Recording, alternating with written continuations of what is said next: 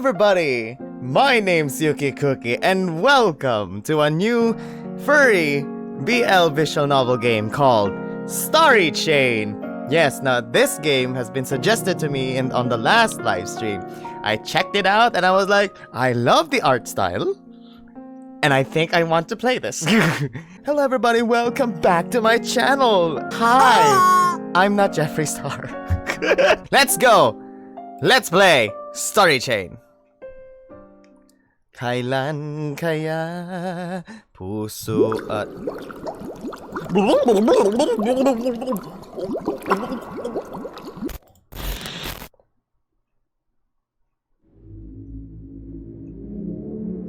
When humans and beasts phase accepted the gift from the roots, they seal their fate.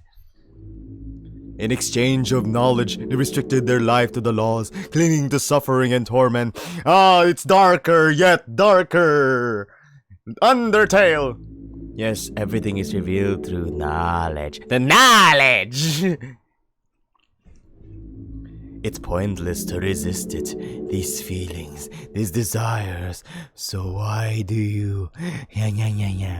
Then show me what you saw on the horizon. Show me what was beyond the twilight. I see 3 chairs! Is that significant? Oh, that!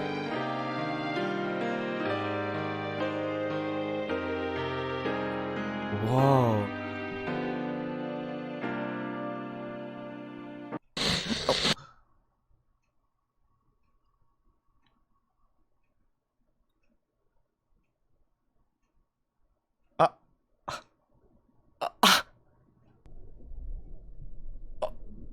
Okay, Chotto mate, wait a minute, Chotto mate, what the heck is going on?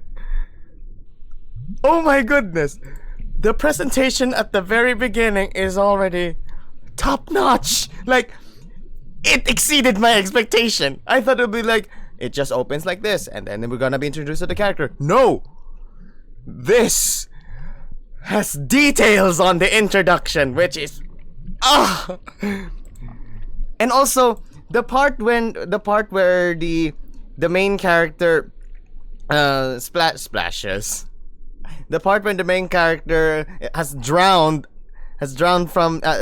drowned. It reminds me of Great Troubles. Water. So it is happening again.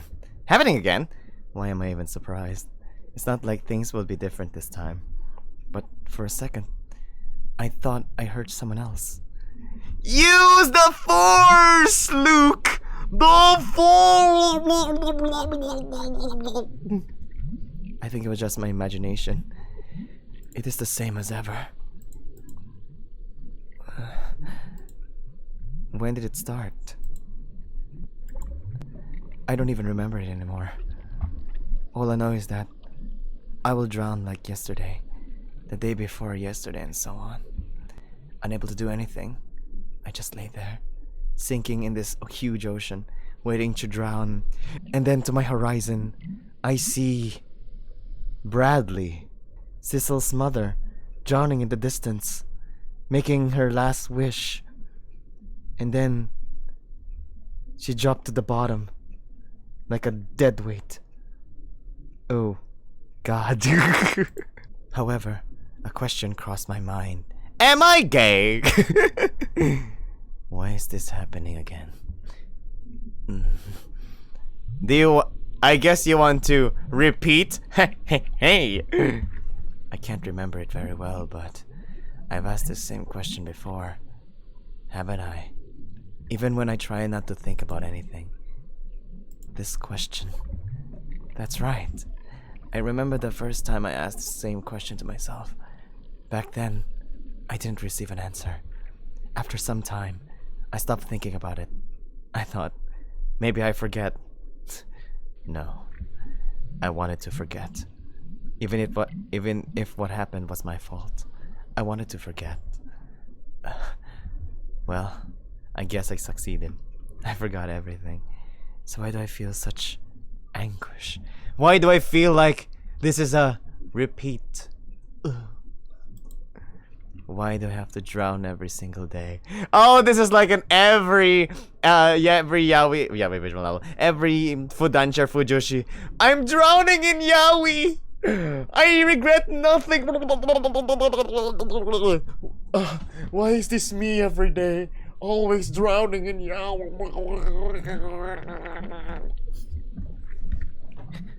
What did I want to forget?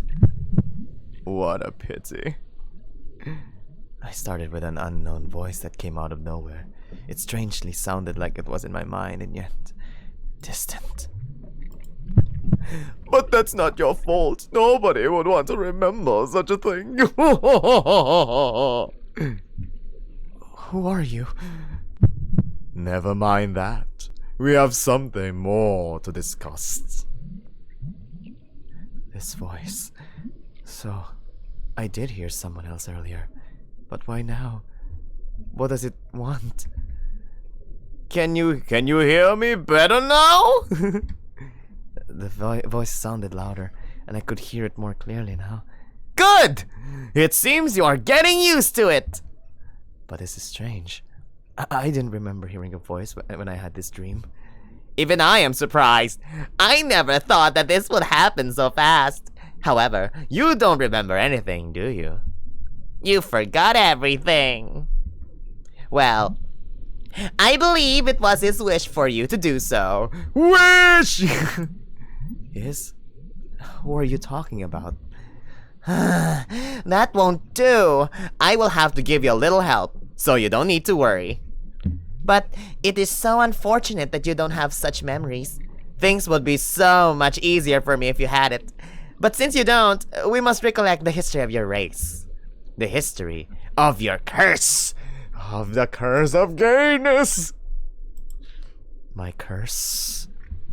Now close your eyes. Allow me to guide you off this water. Just like I'm gonna go in, drown myself, and get you out of the water like... Salvage! I close my eyes, slowly against my will. Ooh! Long ago, in a distant past. Long ago, in a distant past, I, Aku, the shape-shifting master of darkness, unleashed an unspeakable evil. But a foolish samurai warrior, wielding a magic sword, stepped forth to oppose. The final blow is struck, and I to open the portal in time to send him to the future, where my evil is law. Now the fool seems to return from the past and undo the future that is Aku. Long ago, in a distant past, humans and beast face were born from the dust. Is this Undertale again? However, after receiving the gift from the spirits, they started killing each other in seek for dominance, survival, or simple cruelty. Just like what happened with one Adam and Eve. Among them, some could communicate and even use the powers of the ancient spirits. Because of possessing such powers, these beings were named Guardians of the Galaxy, world, by the great spirits. Named Anumak. Those who could receive the spirit's powers carried the burden of seeking and maintaining the balance of the world. With their powers, the Anumaks brought an end to the countless wars between humans and beast-face, establishing a balance in the world. And after the end of the Dark Age, which devastated the Aralin for centuries, our world was finally in complete balance. However, one day, a being named Salif created an organization. This organization preached a new fate, one that offered your followers a world without war, a world of peace, a paradise. And then came Bayonetta and it was like, let me kill you. But creating such a paradise had a price. The death of those who possessed the demon's power, the source of all chaos in the world, the Anumaks. Even after Salif's demise, Her followers carried on her mission, creating the Church of Salif. Oh, it's giving us this kind of conversation. However, the church believed that the Beast Fae were not worthy of salvation, and by prioritizing humans, the church got an enormous number of followers in a short time, Like Iglesia ni Cristo. Such actions rekindled the flames of war, a war where the Beast Fae didn't stand a chance. When the Anumax had to intervene, it was already too late. The church was too powerful, and one by one, they were all hunting down. Decades passed, and the Church of Salif had taken over almost the entire continent of Aralin. All the kingdoms have submitted to their will, and at the time, the Anumax were finally taken as instinct. And they would continue to be, if... I don't know if I have to tell you this, but spoiler alert, I guess. If years later, I had not been... If years later, if I had not been born... Correct! Correct! Now you know your place, last guardian of the world. This is your curse for being an Anumak. I remember something. Huh? Back then, when I was a naive kid, I didn't curse the fact that I was an Anumak and had to stay hidden from the world. I was happy, actually. I didn't believe I was the monster that the Church of Salif preached I was. For the contrary, I thought that I could be a hero. And for it, I committed the biggest mistake of my life. A mistake that ended up costing my mother's life. I can't remember what happened, but I know it was my fault. I feel it. Oh, you have acquired a new information! How? My good... Library? No. Characters? Igathel! This is Kailan Sabre! Huh. Even with his case of memory loss and catastrophic ability to get lost... Oh my god. For having glasses, you have memory loss, huh? Kailan has a kind heart, an honest expression, and a favorable outlook in life. He lived in the lost forest his entire life, and because of that, he has difficulty in communicating with others beast fae. Kailan is the last of the Anumax, an ancient race which was known as the guardians of the world. Their role is to maintain the world in balance with the help of the spirit. However, as the Church of Salif dominates most of Aralin, Kailan cannot fulfill his obligations and has to hide his identity. Sometimes he blames his lack of power for it. He is very fond of his father and doesn't like to let him down. Sometimes this creates inner conflicts about what he will do. Every day, Kailan has the same dream where he drowned in the sea. He thinks that his dream is a punishment for causing his mother's death. Because of the mysterious power in his eyes, because he has sonic emerald green, Kailan has low eyesight and therefore he wears glasses to improve his vision. This is for all the people who's wearing glasses. He can cure his eyes, but whenever that mysterious power activates, his eyes are damaged again. Oh my. So that's what happens for having eyes. Since that day, every time I sleep, I have this same dream. Is this my punishment? Unfortunately, we're out of time. It seems that I was able to communicate with you due to your entering this sensory field. Sensory field? Is he a spirit? The damage you will receive will be greater than ever before, but as you are already getting used to it, I believe it won't be for long until you are back to normal. Good luck explaining it to him. Who is he? Answer me! Your time is up! Click! Bail! Huh? Ooh. An involuntary breath draws water into my mouth and my trachea. Half conscious, I felt my lungs flood with water. No, I can't! Kailan! Kailan! Kailan, you stupid boy! Wake up! Oh, it's morning on a Tuesday. The sky? Why am I outside?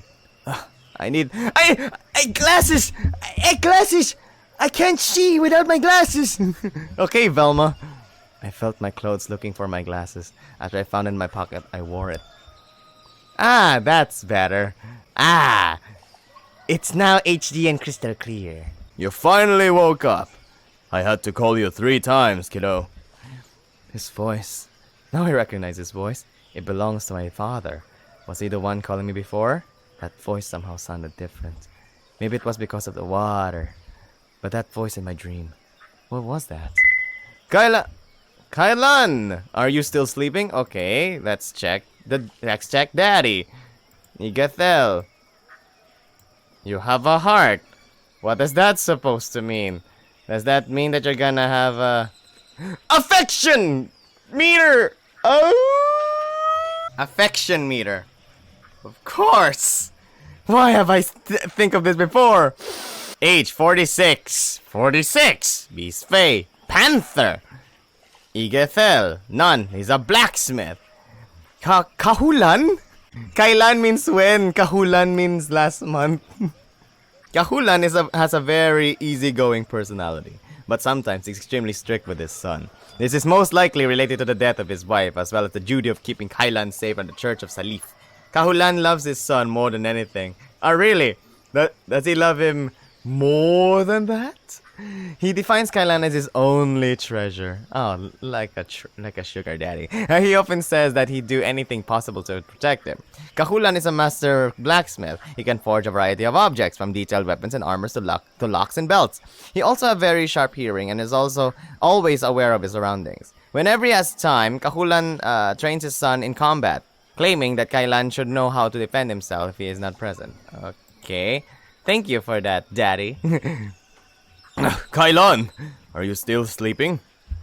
Well, I better get up. I let out a long yawn as I stretched my arms, lifting them in the air. Feeling more awake, I stepped down at the carriage to meet my father that was waiting for me. Sorry, Dad. I'm already awake. You're such a heavy sleeper, even though you slept the entire trip. The entire trip?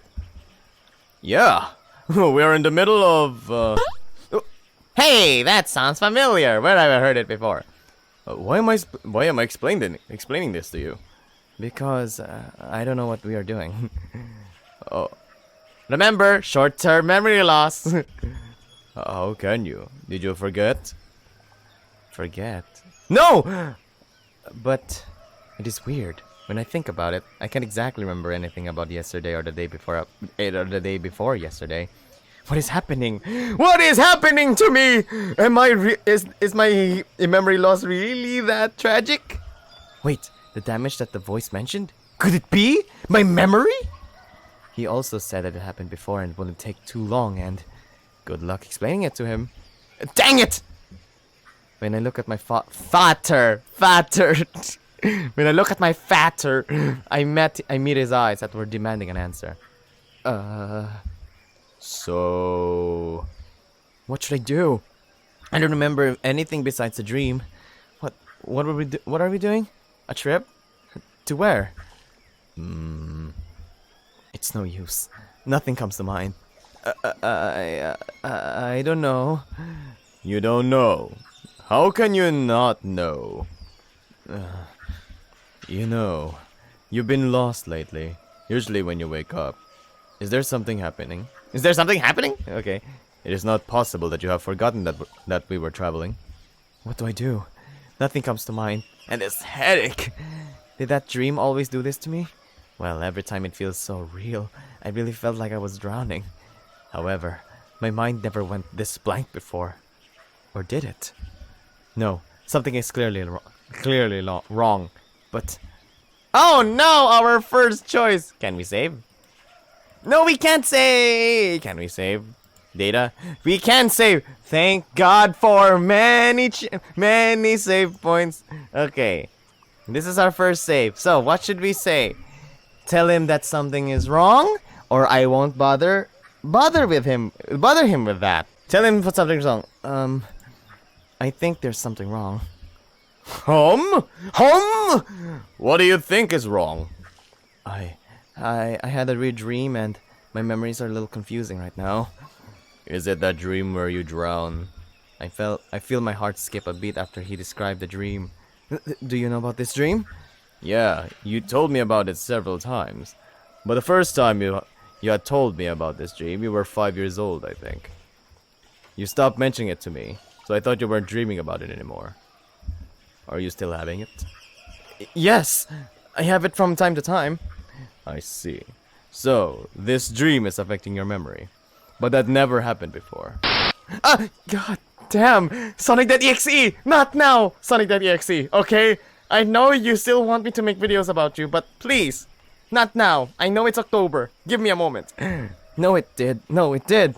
But it always returned to normal after some minutes. Huh? I was surprised when I said that. The words felt so natural. I didn't even have to think before speaking. When I double-checked the informant, the answer I received was truth! See? I'm already starting to remember. Huh. And this happens every time you have this dream. This worries me. You don't need to. It has always happened. Maybe it's because I really feel like I'm drowning. And there's this annoying headache. I'm going to be fine. Just give me some time. I tried to rescue him. Rescue him? But he didn't seem to be any happier. Maybe we shouldn't have this conversation right now. Ah! Sonic.exe, I know you want to play, but not now, please. We have a lot of things to do. Things to play. Stuff to steal. Ugh. Okay, we are in the middle moving to a new place. Wait, are we moving to a new place? Truth. I see everything is starting to come back to me. It is as the voice said. Maybe. About this dream. What actually happens in it? Huh? Nothing much. Really. I just drowned in a huge ocean. Is that all? Though, this one was kind of different, I think. How different? It had a voice and, Oh my god, can we do that again? Oh no! I can't backtrack using the wheel. This is not good. So saving is you have to save a lot in this game. A sunset? Somebody was watching the sunset. A sunset? In the ocean? Were you on a beach? No, I was literally on the water. In the water! But there was some tree there. Trees. In the water? Yeah, have you watched One Piece? I don't know. Some dreams are not bounded by logic. Anything can happen in them. And I may be confusing things, but can we talk about this later? We are in the middle of moving. Oh, you remembered! Some seconds ago. I told you, it's temporarily. Temporally. Okay. Alright. A bond with father increased a little. Ah. Really? That's really a thing? Let me see. Bond with father increased a little. Oh. So we have upped the friendship and upped the affection so that we can have a fun time with daddy. I'm glad you talked me about it. Although you could have told me about your condition sooner. Sorry, Dad. I didn't want to worry you, and I didn't know how I should tell you. It's okay, Kyle, whatever. Kyle, I just call you Kyle before Kailan. The important thing is that you talk to me. He knelt on the ground to stay at my eye level and gently patted my head, messing with my head. Look, if there is anything else bothering you, we can talk, okay? I will do anything to help. I know you will. Oh yes, he will. He patted my head once more before standing up. And we will talk about this dream later, okay? Yes. Good. But for now, it is as you said. We got a lot of things to do. You can start by bringing our stuff inside the house. After we finish this, we can discuss what to do next, alright? Alright.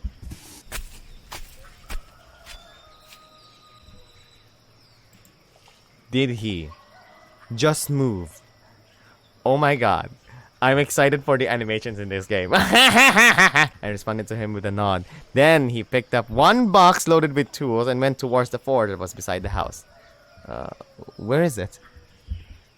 In the end, it doesn't even matter. I couldn't tell him everything. Either way, this conversation's not over. I just hope he doesn't pry too much into it. This annoying headache. Curse you, Sonic.exe. Will it never stop? Maybe it has something to do with my memories. I have to remember. I must remember. Oh yeah, I felt good. Feeling a painful headache, I tried to push my thoughts together to understand what was happening. Think, Kailan! Think! Think! Think! I need to use my thinking cap!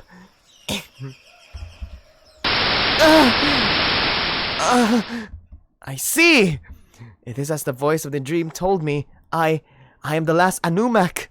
And because of it, my parents always tried to hide me from the world. We always lived hidden, deep in the forest where no one would dare to go. It was kind of difficult, but we were all happy. But when I was 5, I accidentally killed my mother. What? And after that, my father and I moved to a cabin located in the Lost Forest. And there I lived my entire life until now. We never talk about mother a single time. But one day, the forest's soul energy began to dry. And as a So what? And as a result, the forest was dying. That was when the water. Oh, oh, what the hell? Daddy, please no. Oh my God, I can't believe I into one gitya. See, I told you the chest fur looks hot on men. Oh. Come on, just tell me. I had been thinking a lot while I was in Ixithel. Ixithel? Okay. And I think it's time for us to move out of this place. Are you serious? And where are we going? I looked through a lot of places there in the capital, but I decided to choose a more quiet place. So, before traveling back home, I went to see if there was a place for sale in Igithel. Really? I can't believe you're suggesting this. So there was a place there? Lucky the way you are. The village was needing a blacksmith. Ah, yes, of course it is. Oh, when we go there, it's gonna have fun. So that means we're going?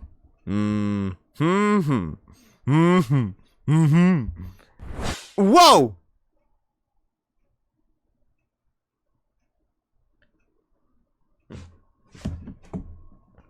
That was weird. My father had to deliver a bunch of weapons to Isithel, the capital of the Beast Fae. He was reluctant at first, saying that he couldn't leave me alone when the forest was dying and a few demons left. We were desperate to feed themselves. I forced him to go because we needed this job in order to buy and travel to a new place. He spent a week away from home. Luckily, nothing happened in that week. All the demons have abandoned the forest too. I just had to take care of the cabin and spend the week alone. Ah, holy crap! Kirby! Don't surprise us like Kirby.exe. It's Halloween, but don't you scare us like that. Alone? No, I was accompanied. I was accompanied by my familiar. Yes! Haze is their name. Has always been by my side. I'm starting to remember everything. Really? What does Aid look like? Igethel? Oh, hello. Oh my god! Haze is a wind... No. Haze is a Drifloon wind chime. Ooh. Spirit, none. Current location, Igethel. Wind, Kailan's familiar. Okay. Haze is a wind spirit that has accompanied Kailan since his childhood. He is calm like a breeze. However, he's very protective with Kailan. Even if he can't talk, he acts as a teacher to Kailan and helps him understand the world. The word! Oh yes! Oh, but the bird! Bird is the word! Bird! He helped me taking care... He helped me taking care of... Taking care of what? Something personal, I guess. Gregory. Who's Gregory? Is that the name of your penis? Hi, Gregory. I always meet Gregory every morning. That's why I always have morning wood. I have to chop down the tree. Oh. With him there, I didn't have any problem. And when father returned home, he told me that he was planning to move out of the Lost Forest. Ah, yes, to meet Gregory. I knew we had to move out eventually, but for him to want to move to a village, I couldn't believe it. Oh, Library updated. Really? Library. I can't click the library. No! Curse you! Okay. He said that we were moving to Igathel today. That Beast Fae village that was established near the world's tree. Looking around. Oh, it looks unfinished. Looking around, I could see that we were already in the village. There weren't many people on the street, but some of them were already starting their day. I don't hear any music. There were all sorts of things that I have never seen before. Like this, and then a lamp, a jar, a brick wall or a stone wall, a bush, water. There were all sorts of things that I've never seen before. I couldn't help but observe them. Everything is like I always imagine it will be. Buildings all over the place, pole with lanterns, mills. I still can't believe we are doing this. We're really going to live here. If I recall correctly, Igathel is the most ancient of the Beast Fae villages and the more secure too. It is said that the spirits protect the village, keeping it safe from the demons. I also read somewhere that Igathel was supposed to be the capital of the Beast Fae, but the village chieftain refused to expand the village or something like that.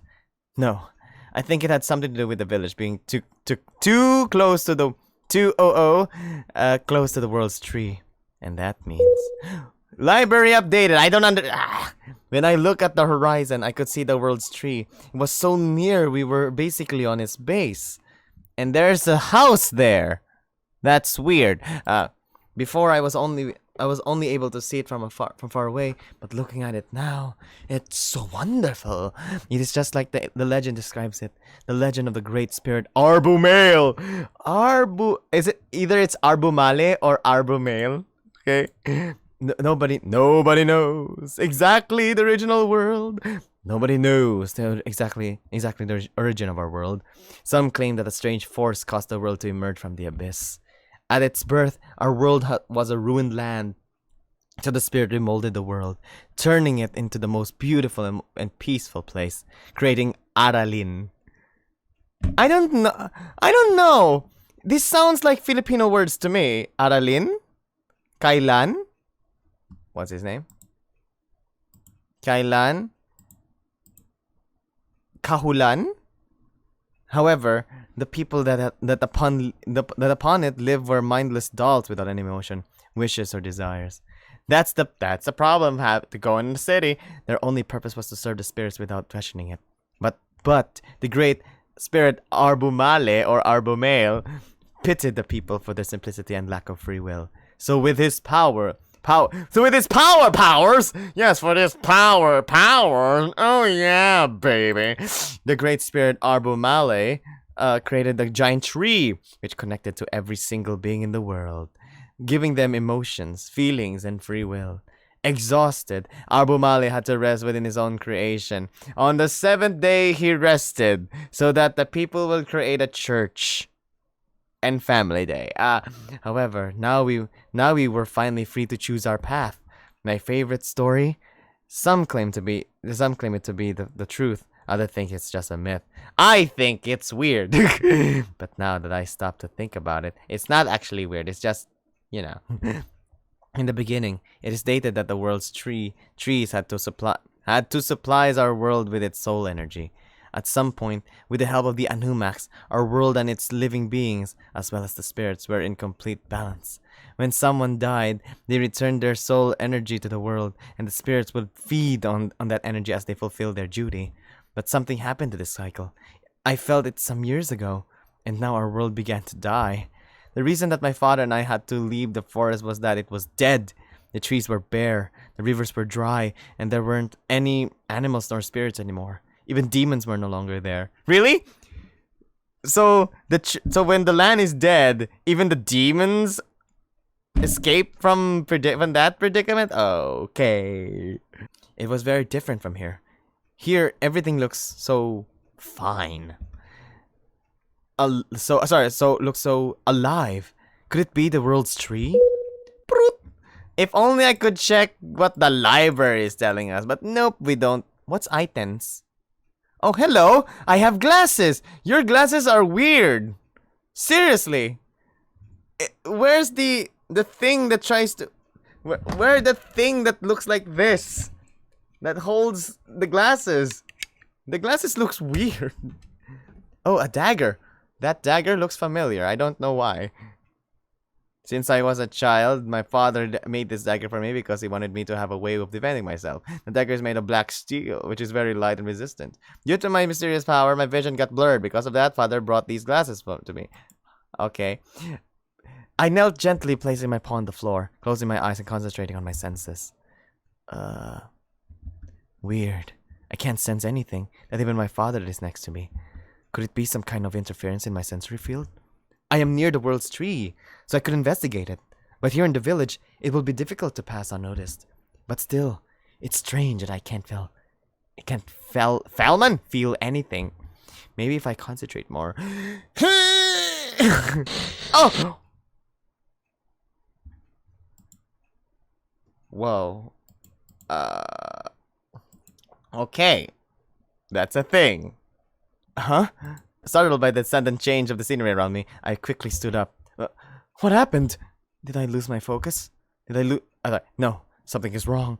When I look around, I could see that I was still in the village. Everything looked the same. However, the sky quickly picked my attention and said it had an orange tone with dark clouds. Is the sun setting? How can it be? No, there isn't any light source. It's like the whole sky has changed its color. What? It's called a sunset. Afternoon? With a more careful look, I noticed that there wasn't anyone in the village anymore. Not even the animals.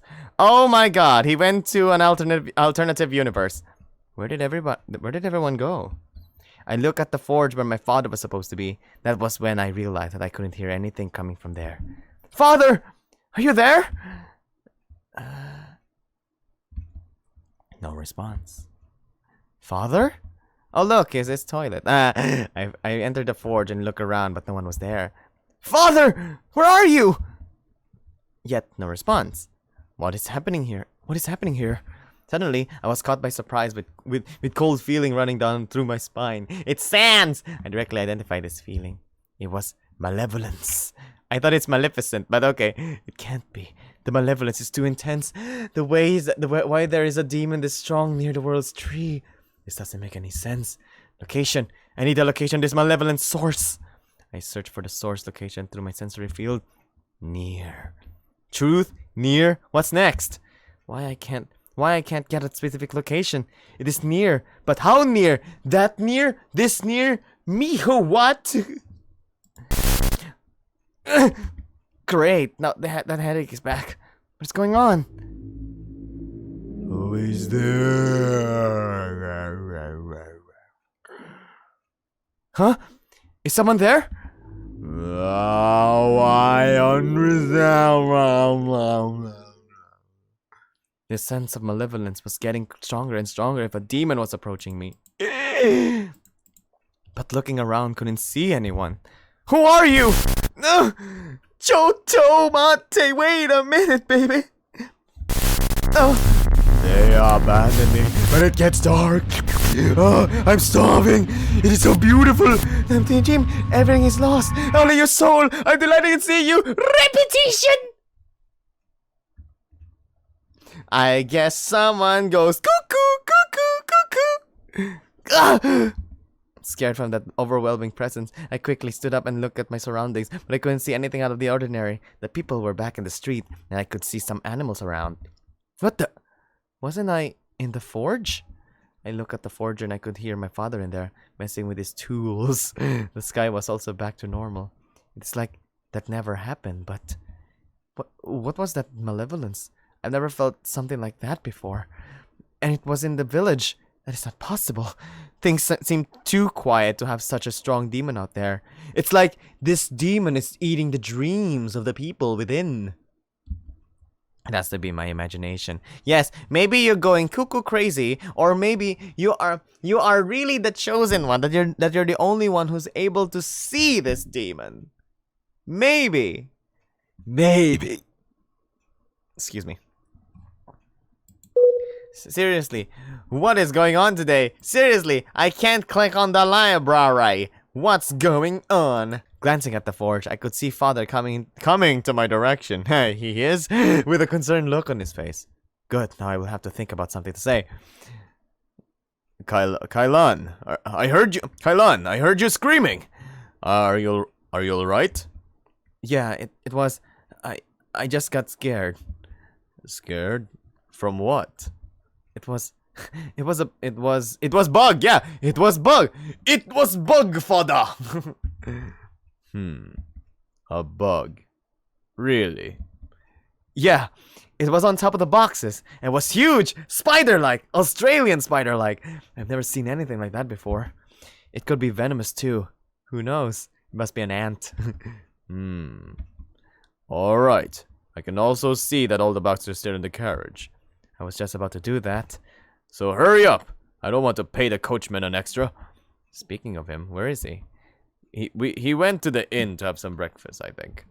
Okay, what about Gregory? I didn't see him yet.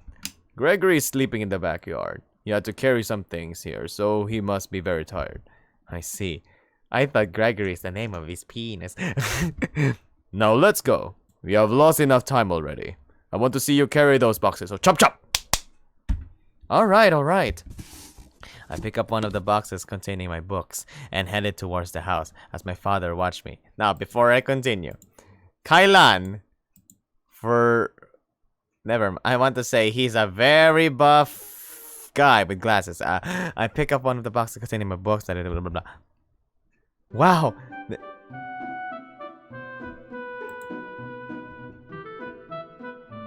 Music! Wow, this house looks so big inside. Well, at least much bigger than the cabin in the forest. As I walk in the hall, I bump into a familiar spirit. Oh, hey, Hayes. Hayes? Whatever. Hayes, I think. Heise. I'll just call him Heise. Oh, hey, Heise. You were already inside. Heise is a wind spirit that has accompanied me since I was a child. I could say that he's my familiar. Though Heise is not a talking spirit, so our communication very limited, but that was never a problem. Heise, you won't believe me, but today has been weird, and the day just started. Like, I see Sonic the EXE, a demon, and a top hat guy playing across the screen. Who is that guy? Huh? Huh? Yeah, first I heard a strange voice in my dream, and then I couldn't remember anything. Father noticed it, and then he got worried. Huh? What's wrong? What is wrong? Yeah, what is wrong? What's wrong? He shakes his head. No? No what? You didn't like the house? He shook his head again. Not that, huh? Could it be something about me? He nodded at me. Am I forgetting something? He nodded at me again. Alright. What am I forgetting this time? I tried to remember, but nothing came to mind. As time passed, the box that I was carrying started to get heavier. I'll think about it later. I need a place to put the boxes. I began to walk through the hallway in search of a place where I could leave the boxes with our things. When I arrived at the left doorway, I could see what I assumed to be the living room. Oh wow. Man, look at this living room. It's so big. And it already has furniture and everything. And there is enough space here to put our stuff for a while. I put the box that I'm carrying on the ground in a spot near the entrance of the living room. As soon as I put the box on the ground, a lot of spirit that was like a lot of spirit. What's that was in the room came to see the box. Hum. So hum is the equivalent to humph in this game? I didn't know this before, but there's all kinds of spirits and some of them I don't even know what types they are. This place is indeed filled with soul energy. And there will be all of these spirits in here. Still, what was that malevolence? Was it really my imagination? Hey, Heise, do you feel something different about this place? Something malevolent. Huh? Huh? You're talking to him? My body tensed when I heard another voice in the living room. Wait, what the hell? Who said that? At first, I thought someone else had listened to me, but when I looked in the direction of the sound...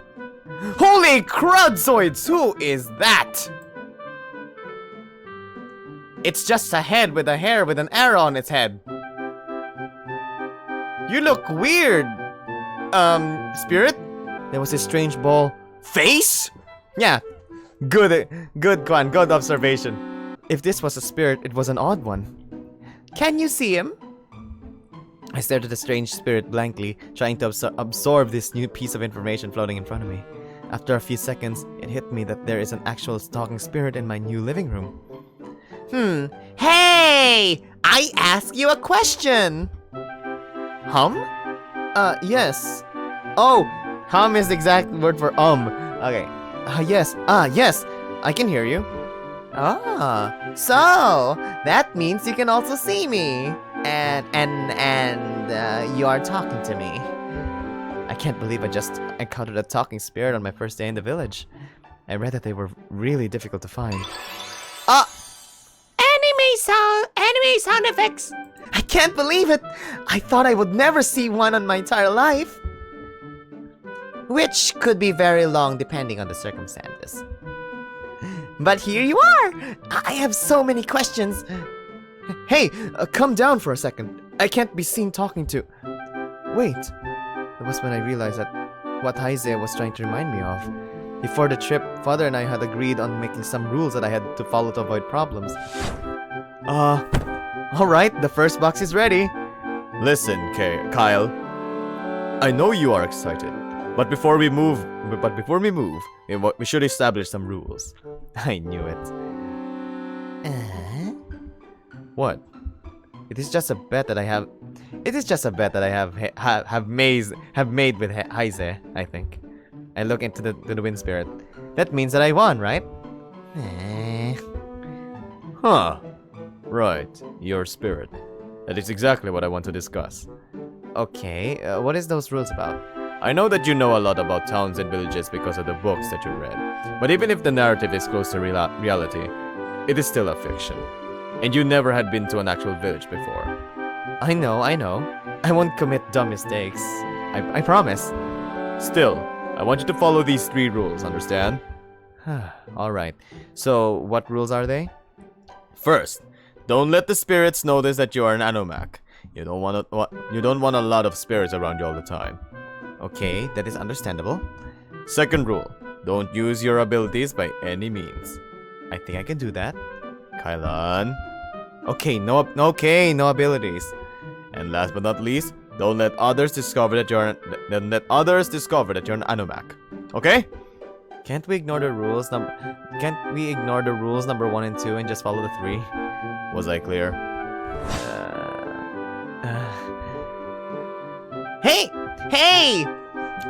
Hey! I'm talking to you! Are you listening? Because that is the first time I've found an Anomak and I thought... Because that is the first time I have found an Anomak and I thought they would be very confident in themselves. Though you are passing the opposite vibe right now. Maybe I'm being a little... When I was back to me, the strange spirit kept talking with an end and stood there... Without an end, sorry, and stood there thinking about how I'm going to explain my father that I had already broke rule number 1. Maybe I did not intend to follow these rules, but come on, I just got here. I'm kind of disappointed in myself.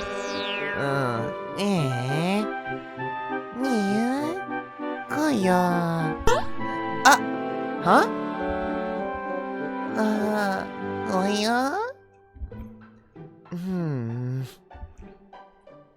What do I do? Maybe I could convince the ball-faced spirit just to go away. But I'm sure this is not going to be that easy. At least with the silence, I can think better now. Wait! Silence? When I looked to Heise and the other spirit, they were both in silence, staring at each other. What are they doing? Did they fight? Or maybe this is one of those who last first lose games. It was kind of intriguing. Their mouth moved like they were talking, but there wasn't any kind of sound. So indeed, even Anomaks can't hear the spirit's language. This could be the perfect opportunity for me to get out of this, but... Okay. Ask them, okay? Sure, let's ask them. Ask what are they doing? Well, the damage is already done, and I may never get another opportunity like this. Hey, what are you guys doing? Huh? We are talking. So it is the language of the spirit. I knew we couldn't understand it. But to think that we can't even hear it. That is correct. As far as I know, our language is beyond your kind's compression. And all this time, I thought that the spirit didn't like to talk or didn't know how. Bond with strange spirit increased a little. Wait, but what's your name, evil spirit? What's your name, evil spirit? That's so silly. Everyone knows how to talk, Except for cubs. Cubs don't know how to talk. but they learn eventually. Yes, I guess. So wait, that means that Heise has been talking to me this whole time? Heise gave a reluctant nod like, I think what Heise is thinking is like, are you really that stupid? Goodness, I feel so dumb and stupid. Meh. I feel that way sometimes too. I guess we aren't that different. Sorry, Heise. Sorry, Heise. Sorry, Heise. All this time. Sorry, Heise. Sorry, Heise. Comma. All this time I thought you couldn't talk. I'm really sorry. Meow. He said that it's fine. You don't need to apologize for it. Apologize, not apologies for it. Yeah. Yeah. But if you need Bond with Heise increased a little. Yay. But if you need to apologize, I'm always forgiving. Was what he said. Aw, Heise, you are the best familiar I could have ever asked for. I don't deserve you. Why are you apologizing about that though? I underestimated his intelligence, maybe. I read some people take offense in that. So problematic. Kailan! What are you doing there? There are more boxes here! I hear father screaming from the outside. Sorry, I will go pick them up right away. I better get this done. I left the spirits in the living room and went outside to catch the rest of the boxes. I didn't know this before, but even the streets are full of them. I hope there aren't much of the talking ones or it's going to be hard. After picking up the last box and putting it on the ground, I sat on the sofa in the living room. It is really nice here, but it looks a bit too expensive. I wonder how did he manage to buy it? I mean, everyone knows that blacksmith doesn't gain that much. Maybe he has been saving money all this time. I didn't exactly need money in the forest. Well, now things will be different, I suppose. Whoa! Lee crud! That design looks beautiful! Holy crud cakes! I like the concept design of this of the spirit character. As in, like, what, the shorts? Hey! Hey, you guys are back. What is this? Is this the rest of its body? It's sure an odd spirit. At least I can see their crest now. It's from a forest type spirit. What's wrong? Nothing. I just couldn't help but notice the rest of your body. It's a lot different from the other spirits. Yeah, Heise quickly gave a disapproving look, and I'm reminded I should be talking that I should be talking to them. Shouldn't you mean? I get that a lot. My body is different from the others because of the circumstances of my birth. Your birth. Anyways, change of topic. Look, Heise already told me about your situation. But I always wanted to meet an Anumak. I grew with the thought that they didn't exist anymore. So when I have met you, I kind of went over the edge. Yes, I know, and I'm sorry about that. What I'm trying to say is that I won't bother you. I just have some questions, and I also want to try some things. You don't need to tell your father. To be fair, I think it is too late now. Huh? Why? Father probably already heard me. Nothing escaped those ears. Suddenly my ears twitched as I heard the sound of the door closing and I could hear my father walking in the hallway. So I turned my head to look at the doorway like, holy shit, just, okay, calm down. Okay, calm down. When he entered the living room, he met my eyes that were waiting for him. He didn't look disappointed or had that face that tells, you're in trouble. But I know that he had heard me. I guess we are going to have that conversation sooner than I expected. He let a long sigh and came to sit by my side on the sofa. Wow, is that your father? He is huge. I know, I can't wait for to see his. I tried my hard to ignore the spirit and focus my attention on my father. It was now sitting beside me. With a glance, I can see Haizet taking the strange spirit away. So, did you finish outside? Sorry. Did you finish outside? Yeah. Yeah? Now we have to unpack our things and organize the house. Now is the difficult part. Yeah, but we don't have to do it all day. But we don't have to do it all today. I was only pressing you because we couldn't take much time with the coachman. I see. Suddenly, uncomfortable silence filled the room. We were never good at this. I guess I have to start again. Father, You heard me talking, didn't you? Yeah, I heard it. I also heard that you had forgotten about the rules. Yes, when I remembered, it was too late. I see. Look, you know that I didn't mind it back in the forest, but here, things are different. I know that we agreed to make some rules, but as soon as we arrived here, I knew it would be impossible for you to follow some of them. This place is so different from the Lost Forest. It looks so alive. So, I assume that there must be a lot of spirits here. Like you wouldn't believe how much. Like you wouldn't believe how much. They're everywhere. Also, there is that whole memory thing. How are you doing? I'm fine. Everything is back to normal. Though I had really forgotten about the rules. That because you didn't intend on following them, did you? Maybe. I think. You're not upset, are you? No, I am not. Of the three rules, the most important is the number 3. You can do whatever you want, as long as you don't get caught. Even if this is a beast fae village that still believes in the spirits, you never know who is out there. It's the first time that you're leaving the forest, and we're taking a big risk. If they find out that you are an Nanomak, They won't. I won't let anybody know. No, I promise. He smiled and gently patted my head again. I know you will. He released his paw off my head and looked up at him. Well, there's a lot of work to be done. So let's get back to it. And after we finish, what do you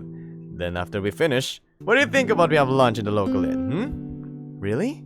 I'm kind of always wanted to eat in a place like that. Inn and tavern are commonplace in the stories that I read in my free time. I always wanted to see what they actually look like. So let's get things moving. Then we can go have lunch. Father got up from the sofa and began to leave the room, but I stopped him holding his paw. Holding his paw, huh? His paw is twice the size of mine, and because of his work, his pad feels kind of rough. But even so, it is surprising that it's always felt comforting. What is it? I snapped back when I heard his question. I didn't know exactly why I grabbed his paw. Maybe I just didn't want him to leave. Somebody loves their father too much. Maybe I just wanted to talk to him some more. But back then in the forest cabin, he was always out delivering weapons or some items. We never had much time to talk. I saw him looking at me with puzzled look, waiting for an answer, but I wasn't sure what I should say. I felt my face burn red and look away from him. When I saw the spirits in the room, it reminds me.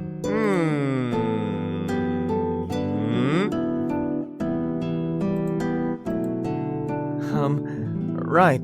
Oh, he's blushing! Oh my god! So it's okay to do magic stuff? As long as you don't get caught. I won't get caught.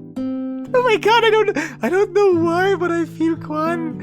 But I feel the emotions between the two for odd reasons. It makes me smile, I don't know.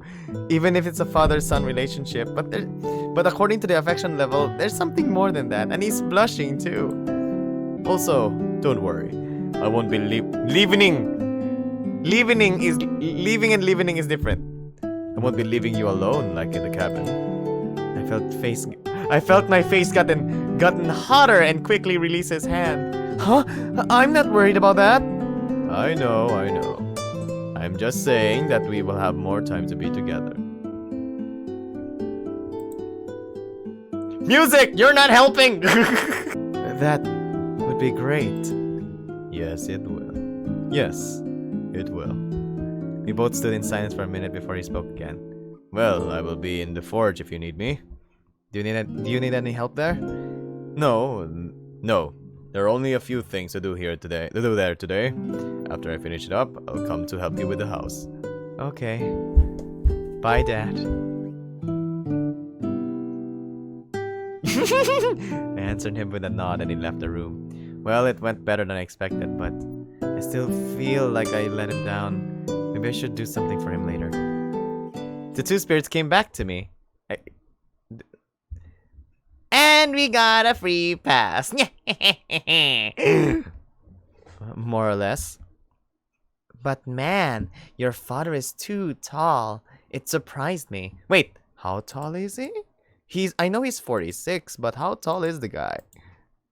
It did not mention how tall he is. It only mentioned that he's 46. But we don't know how tall he is. He may be 7 foot, 6 foot, I don't know.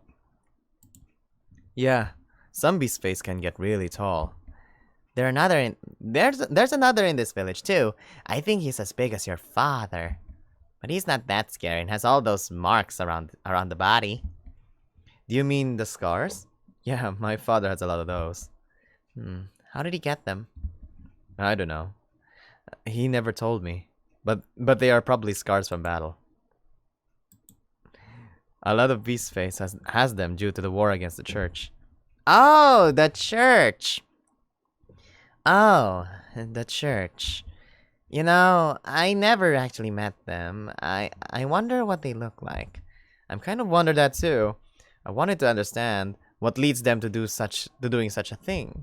Exterminating an entire race because you believe they are evil. There has to be something more about it. However, my knowledge resources about the church are limited. I could know more if I went to one of their temples, but that is out of the question. No reason to think about it now. Well, I will work on the house now. I know that you won't go away. Of course I won't. I mean, it's not like I'm busy or anything. Then suit yourself. Oh, character list updated. Okay. Character, what's your name, son? Oh, it's question mark ja. Okay, fine. Okay, a spirit that noticed that Kailan was an Anumag. It seems very interested to him. After getting up from the sofa and stretching my arms, I went to see the boxes. And then all of a sudden, I am the box ghost! Woo! With our things in the corner of the living room. It's good that the house already has furniture, but things look a bit dusty. It will be better to clean this place before unpacking our things. I will need a bucket of water and a broom. Maybe my father knows where I can get them there. Then them here. I left the two spirits that remained in the living room talking and made my way to the forge. Click, clack, clack. When I entered the forge and look around, I noticed that things were really messy. I look at my father, and he seemed to be fixing something with the bellows. This forge is much bigger than the one in the Lost Forest. There were many things. Can he handle it alone? Are you sure you don't need help? Oh, huh? He stopped what he was doing in the bellows and looked at my direction. I guess I surprised him a little. That's good. It means that he wasn't paying attention to the sounds around him, so he must be really happy. Yeah, I've got this. So, do you need anything? Yes. Where can I find water, a bucket, and a broom? Let me see. In the kitchen, you find the broom and the buckets. But the water, you have to get it out there. Out there? Do you mean in the river? Maybe. But there's a water gathering just outside of our house. If the log is full, you can get water from it. I see. Thanks. Before going outside, I went to the kitchen and grabbed a bucket that was lying on top of a sink. And now, let's go, Heise! You'll be my Gretel. La da da da da da da. Before going outside, I went to the kitchen and grabbed a bucket that was lying on the top of the sink. With the bucket in hand, I went outside to get the water. Outside, I could see what that was supposed to be the water gathering. You mean this? I approached and looked into the log that had little water inside. Is he sure that I can take this water? What if it's someone else's? Our first husky, or wolf, sorry. It seems someone has woken up early. Sorry. It seems someone has woken up early. Unfortunately, I didn't finish filling the log yet. Oh, hello! Hi! Hello, sir. How are you? You're muscular than I expected. A wolf holding a bucket full of water approaching the water gathering. Wait! I've never seen you before. Okay, Kailan, don't be nervous. You have trained. Excuse me. You have trained a lot just for this moment. Remember what father told you. Talk to him like you would talk to Heise. Hello! More or less. Okay, here we go. That is because we just moved in. I explained to him as I pointed to the house. Yes. The blacksmith was going to move in today. But I didn't expect it to be this early. I take it you are his son? Yes, that's right. The name's Regal. It's nice to meet you. The wolf extended his paw to me. I observed it for a moment before I realized that it was one of the ways that people greeted each other. After my realization, I awkwardly grabbed his paw and gave it shake. Yes, I gave him a shake. Like a literal shake. Not a handshake. A shake. My name is Kailan. It's nice to meet. The premonition. Huh? What's this? Malevolence? Hey, kid. Is something wrong? I snapped back and quickly released his paw. No, it's nothing. I mean, it's nice to meet you. Right then. Them! Right then. Where's your father? He asked me as he poured the water in the log. He is already working on the forge. That's good. I will need a new bow soon. After I finish this, I will... This person. I know that I felt malevolence inside him. It was weak, but even so... What? Wait, chotomate. He has malevolence. So, are you saying he's evil? No, this time it isn't my imagination. I know that I felt it. He doesn't look like a demon, so I can think of two possibilities. He either fought a demon recently, and remnants of malevolence got stuck on him, or some half-small demon is hiding somewhere in him. The latter could be dangerous, but what can I do? Hey kid, you sure are you okay? Mr. Regal, do you fight demons? Huh? The wolf looked confused by the question. Then I realized that I made a mistake. I'm sorry, that is none of my concern. No, that is okay. I fought some demons before, but this is the first time that somebody asked this to me. Good. It seems that it's the former. Okay. That is because I study demons in my free time, and they have a particular smell. Smell or feel? Choose your poison. Is that so? I never realized it. Yes, they smell like potpourri, or poopery, or they smell like lavender. They smell like lemons. There's also a demon that smells like ice cream. They sometimes smell like cookies and cream ice cream. That's delicious. I want some cookies and cream now. There was a short silence where I noticed that he had realized something. Is that a dagger on your back? In your back? Yes, my father made it for me when I was a kid. Could I see it? Of course. I took the dagger from the sheath and landed it to the wolf as he put the bucket he was holding on the ground. Okay. What? He gave the dagger a few swings, and after that, he started to examine the blade. This is a good blade. It is light even for a dagger and looks resistant, and it balances if you hold it from in between of the dagger. I'm guessing you got this from Thanos? Here, put it back. He gave me back my dagger, and I put it back in the sheath. Just remember that you shouldn't be carrying a weapon in the village. Oh, really? Then Then what's this? What's this grenade keys? Then what about this? That's a big weapon you have, sir. I'm a hunter from the guild, so I have permission. There is a hunter guild here? Yes, the base is in the west, in the village near the infirmary. There's a lot of ramifications and hunter groups, but I enjoy hunting alone.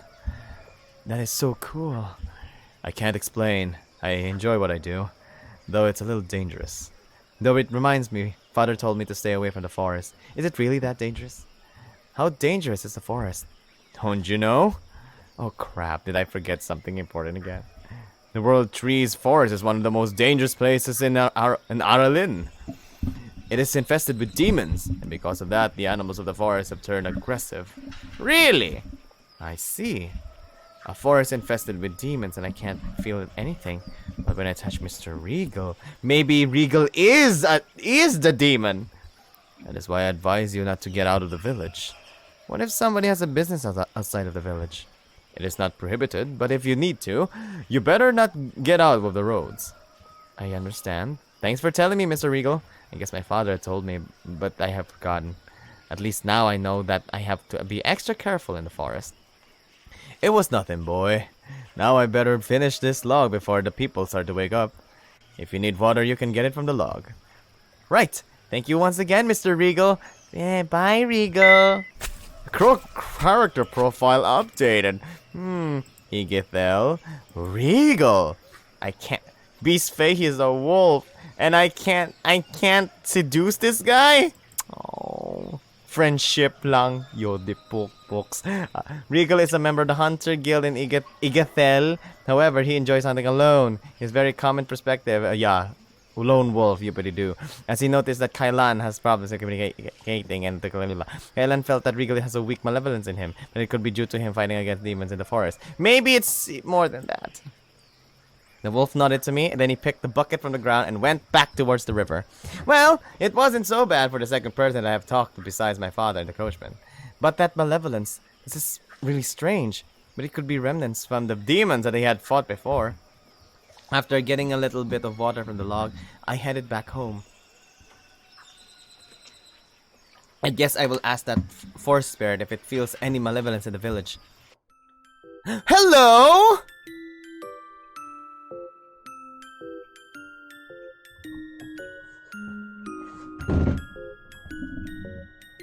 What the hell are you?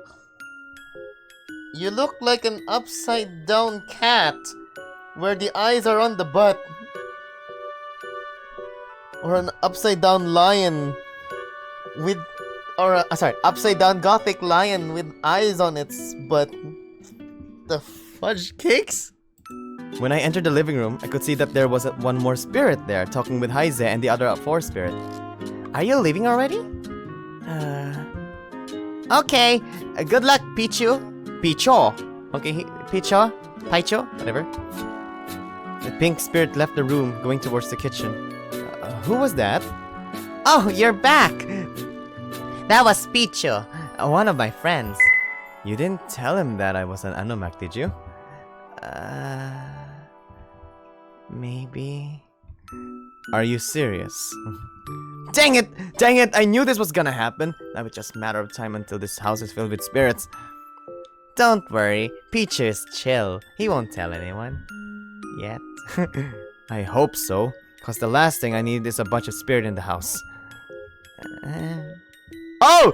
It hurts Heise's feelings. Believe me, I have this under control. Sure, under control, but your urge to talk to an Anomak, a strange pink spirit that is a friend of Lafe. Lafe! He didn't care much for Kailan being an Anomak, it seems. Lafe. Wait, your name is Lafe? Your name is Lafe! You just told us the name of the freaking character! Believe me. Okay. Let's just keep it a secret from now. And since we already are on this topic, Heize, did you tell the other spirits in the house to keep secret? Boya. We already did it. Though I believe you shouldn't worry about that. The majority of them said that you look like trouble. What? Why shouldn't I tell him that? I'm just saying that he shouldn't worry about it. But when you think about it, it is not to be expected. What do you mean? I mean, you shouldn't exist, right? It will be almost 100 years since the Anomaks was considered extinct. From what I've heard, the church will never leave one of you alive. Yeah. They have a way of encountering your kind. I wasn't alive when the Animax got extinct. Then where did you come from? And there it is. Well, it's not like I have made this question to myself already. Okay, when a man and a woman had... For many days, I have thought about it. I remember I kind of wanted to blame my father for everything that happened. It was stupid, idiotic even. I grew out of the idea really fast, and this is not like it matters anymore. Where did I come from, you ask? The answer is really simple if you think about it. My ancestors were probably Animax. Ah, your ancestors. So neither of your parents are Animax? Sorry. Your ancestors? So neither of your parents are Animax? As far as I know, no. Though I'm not sure about my mother. I don't have any memories of her. None to be exact. I think your mother died because she's an Anomak. It wasn't dated, but I believe that genetic was applied to Animax too. Genetic. I don't believe in this sciencey thing. You know, the study of genes, genetic variation, heredity in organisms. Basically, you inherit the traits of your parent inherits traits of their parents, and so on. Ah, I get it. So some of your grandparents was an Animac. Not necessary, my grandparents, but you get my point. Someone in my family tree was an Animac. A family tree? That doesn't help. Can you read our language? Yes. Why? I went where the box with my books and looked through it, not thought it, searching for my genetic book. Okay, that are a lot of books you have there. I had a lot of free time, so when I wasn't doing chores, I was studying with these books, looking for answers. Answers. Yes, you see, everything is raveled as raveled thought knowledge. What? Here, I found it. Oh my god, I found it. I got the genetic book and cleaned it a little. After that, I handed the book to the force spirit. Its hand held the book like it was the first time it was holding anything. I could see it rotated from various angles like, okay. Even with it happening right in front of me, it's very strange to see hands that are not attached to a body holding something. This is a book about genetics. Though I believe this one only covers the basics. Is this the first time that you hold a book? The first time that I hold something, actually. You have to keep that interaction with your kind at the minimum. But since I am an Animac and father knows about the spirits, it won't be a problem, right? You can read it. What? No, I wasn't supposed to be even holding it. Then it's our secret. Even so... Just don't let others see a flying book, okay? The strange spirit took a while to respond, and I can see that it's thinking about what while looking at the book. Okay, thank you. It opened the book and laid it on top of the table in the living room. By the way, what's your name? My name is Lafe. Mine's Kailan. But I guess you already knew that. Well, I will let you read in peace. I'll be cleaning the house, and if you need anything, just ask Heise. I look at Heise, and he seemed displeased by my proposition. Just this once, please. He gave me a reluctant nod and went to stay at Lafe's side. Well, I better start cleaning! With a damp cloth, I began to clean the shelves and tables in the living room, and after I cleaned the bookshelves, I started organizing some books in there. The whole time, Lafe seemed focused on the book, not caring for what I was doing, so I decided not to disturb her. Oh, it's a girl! Lafe is a girl, huh? I thought it's a boy spirit. After I finished sweeping the room and putting everything in place, I went to clean the kitchen. The kitchen was a little more difficult to clean. It was a little dustier and there were more utensils to organize. After I finished everything, I went to the living room to rest a little on the sofa. Phew, this cleaning is wearing me out. I look at Lafe and Heise that were floating over the table. Lafe continued to read the book as Heise seemed to be explaining something like, so I see. That's how the genetics do. They have to come, in other words, inside so that it will have a baby. So that's that what you think? Okay, and look at Laffy and Heise that were floating over the table. Laffy continued to read the book as Heise seemed to be explaining something to her. Resting a little? I heard my father's voice and looked at him. Yes, yes, I just finished cleaning up downstairs. And you? Did you finish the forge? Yeah, I finished what I wanted for today in there.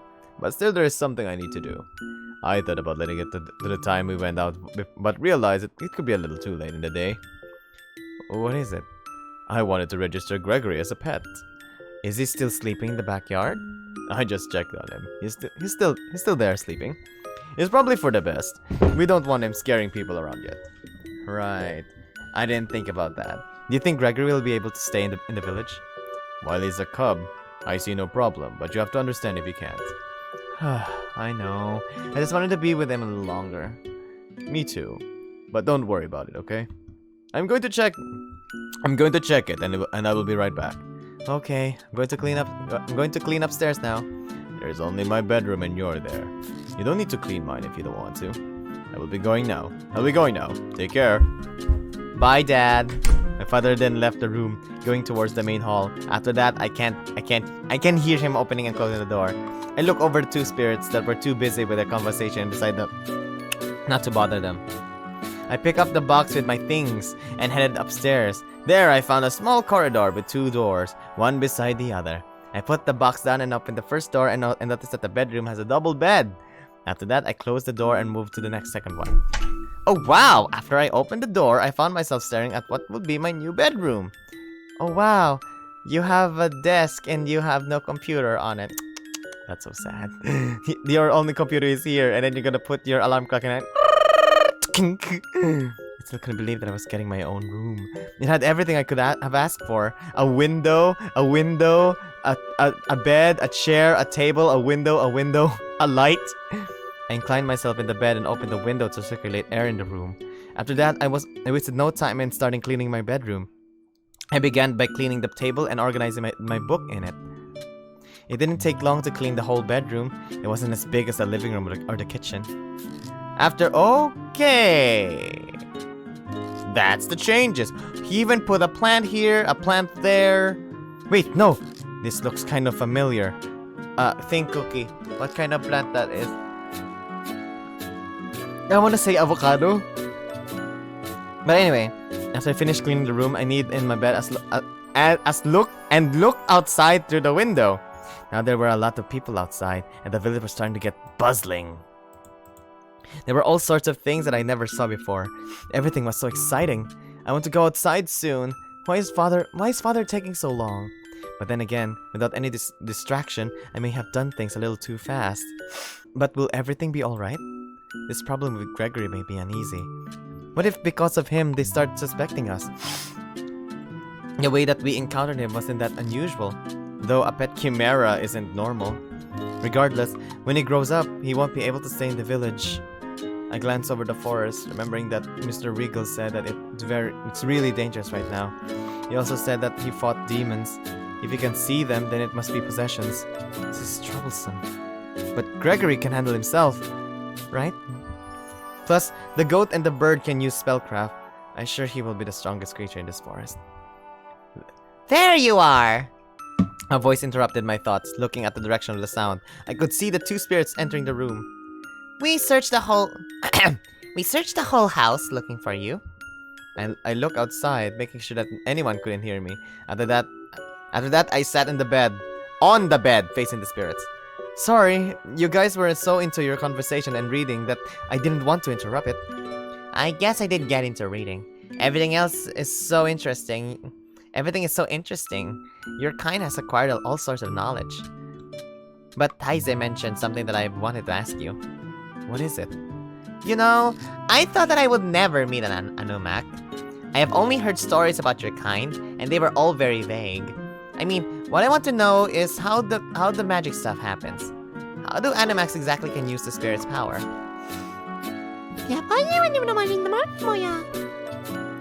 Literally, any explanation will be better than things happens.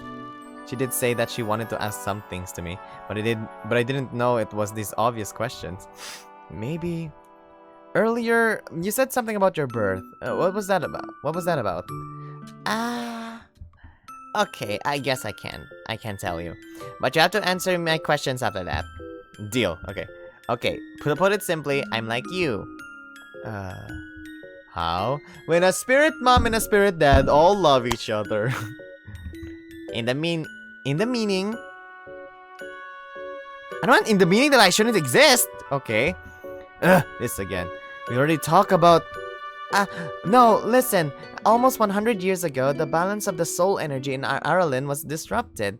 For some reason, the soul energy of the continent began to fade away, and because of that, the world's tree is trying to fix it by supplying it with its own soul energy. There is so much soul energy that the world trees has to block our sensory field, or else it will be overwhelmed. So this is the reason why I can't feel anything with my sensory field. But then, how did I feel that malevolence? The high spirits and great spirits are fearing for the worst. Because of that, even demons have been anxious. They all come here because of the abundant amount of soul energy, but there's no balance. Things must look calm and alive here, but the situation is completely chaotic. I see. That explains a lot of things, actually. But what did this have to do with your birth? Theoretically, it will be impossible for a spirit to be born under the present conditions. But 12 years ago, I was born. Everyone finds the circumstance of my birth as a mystery. I shouldn't exist. I looked for answers, but I didn't find any. That is one of the reasons why I got so excited when I met you. I thought you might know something. But judging by the expression on your face, you don't, right? Sorry, I don't know many things about spirits. I only have met Heise and a couple of others. I could count them in my paw, like...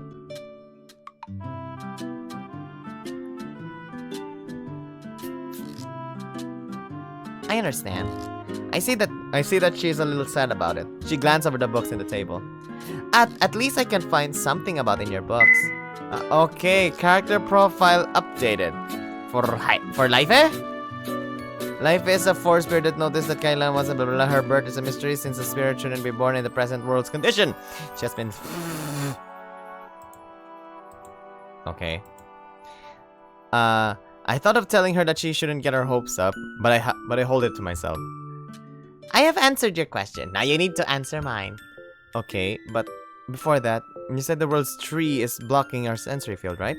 Not entirely blocking it, only the sensations.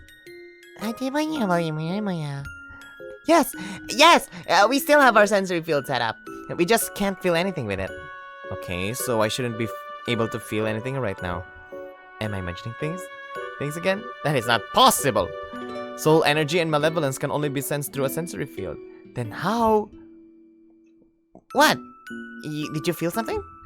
I thought I had felt malevolence, but it could be my imagination. It has to be. We shouldn't be able to feel anything. Yeah! Never mind that. You said what? Never mind that. You said You said you wanted to learn about magic, right? Yes! Alright. What do you want to know about Anomax's abilities, spellcraft, and magic? Less than I should. As Heise said, I know that things happens. Yeah, not listening. From the beginning then. You know that all the things have soul energy, right? Soul energy is the base of existence as we know it. But humans, beast face, animals, and plants can produce soul energy. However, their soul energy doesn't have any nature. Correct! But Anomax is different from the others. The energy we produce is similar to the spirits, thus allowing us to get into a state of pseudo possession. A pseudo possession? Living beings normally can't be possessed by spirits or demons because their bodies are already being controlled by their souls. For a demon to possess a physical body, they must consume its soul energy first, leaving an empty vessel. Then they can't take over it. But since the soul energy that Anomax produces is similar to the spirits, they kind of can fuse together. I will show you, Heise. Ah! Heise's body begins to shine and turn into a ball of soul energy. After that, it flew in my direction, entering my body through my chest. Wow! What happened? I requested Hai's assistance, then we entered into a state of pseudo-possession. See, I'm still myself, though now I have haze influencing my soul energy. I understand. I understand, but how can he do that? Possess me? There are 2 requirements. Which are... First, I need to make a pact with the spirit. You can't think of the pact as a deal. Ah! Oh, don't remind me of the pact. It reminds me of Nekojishi, where Linhu and Likulao has to come inside Liao just to pact with them. Oh my god! Simply put, both parties must agree to enter the state of possession. Remember how I called Haize?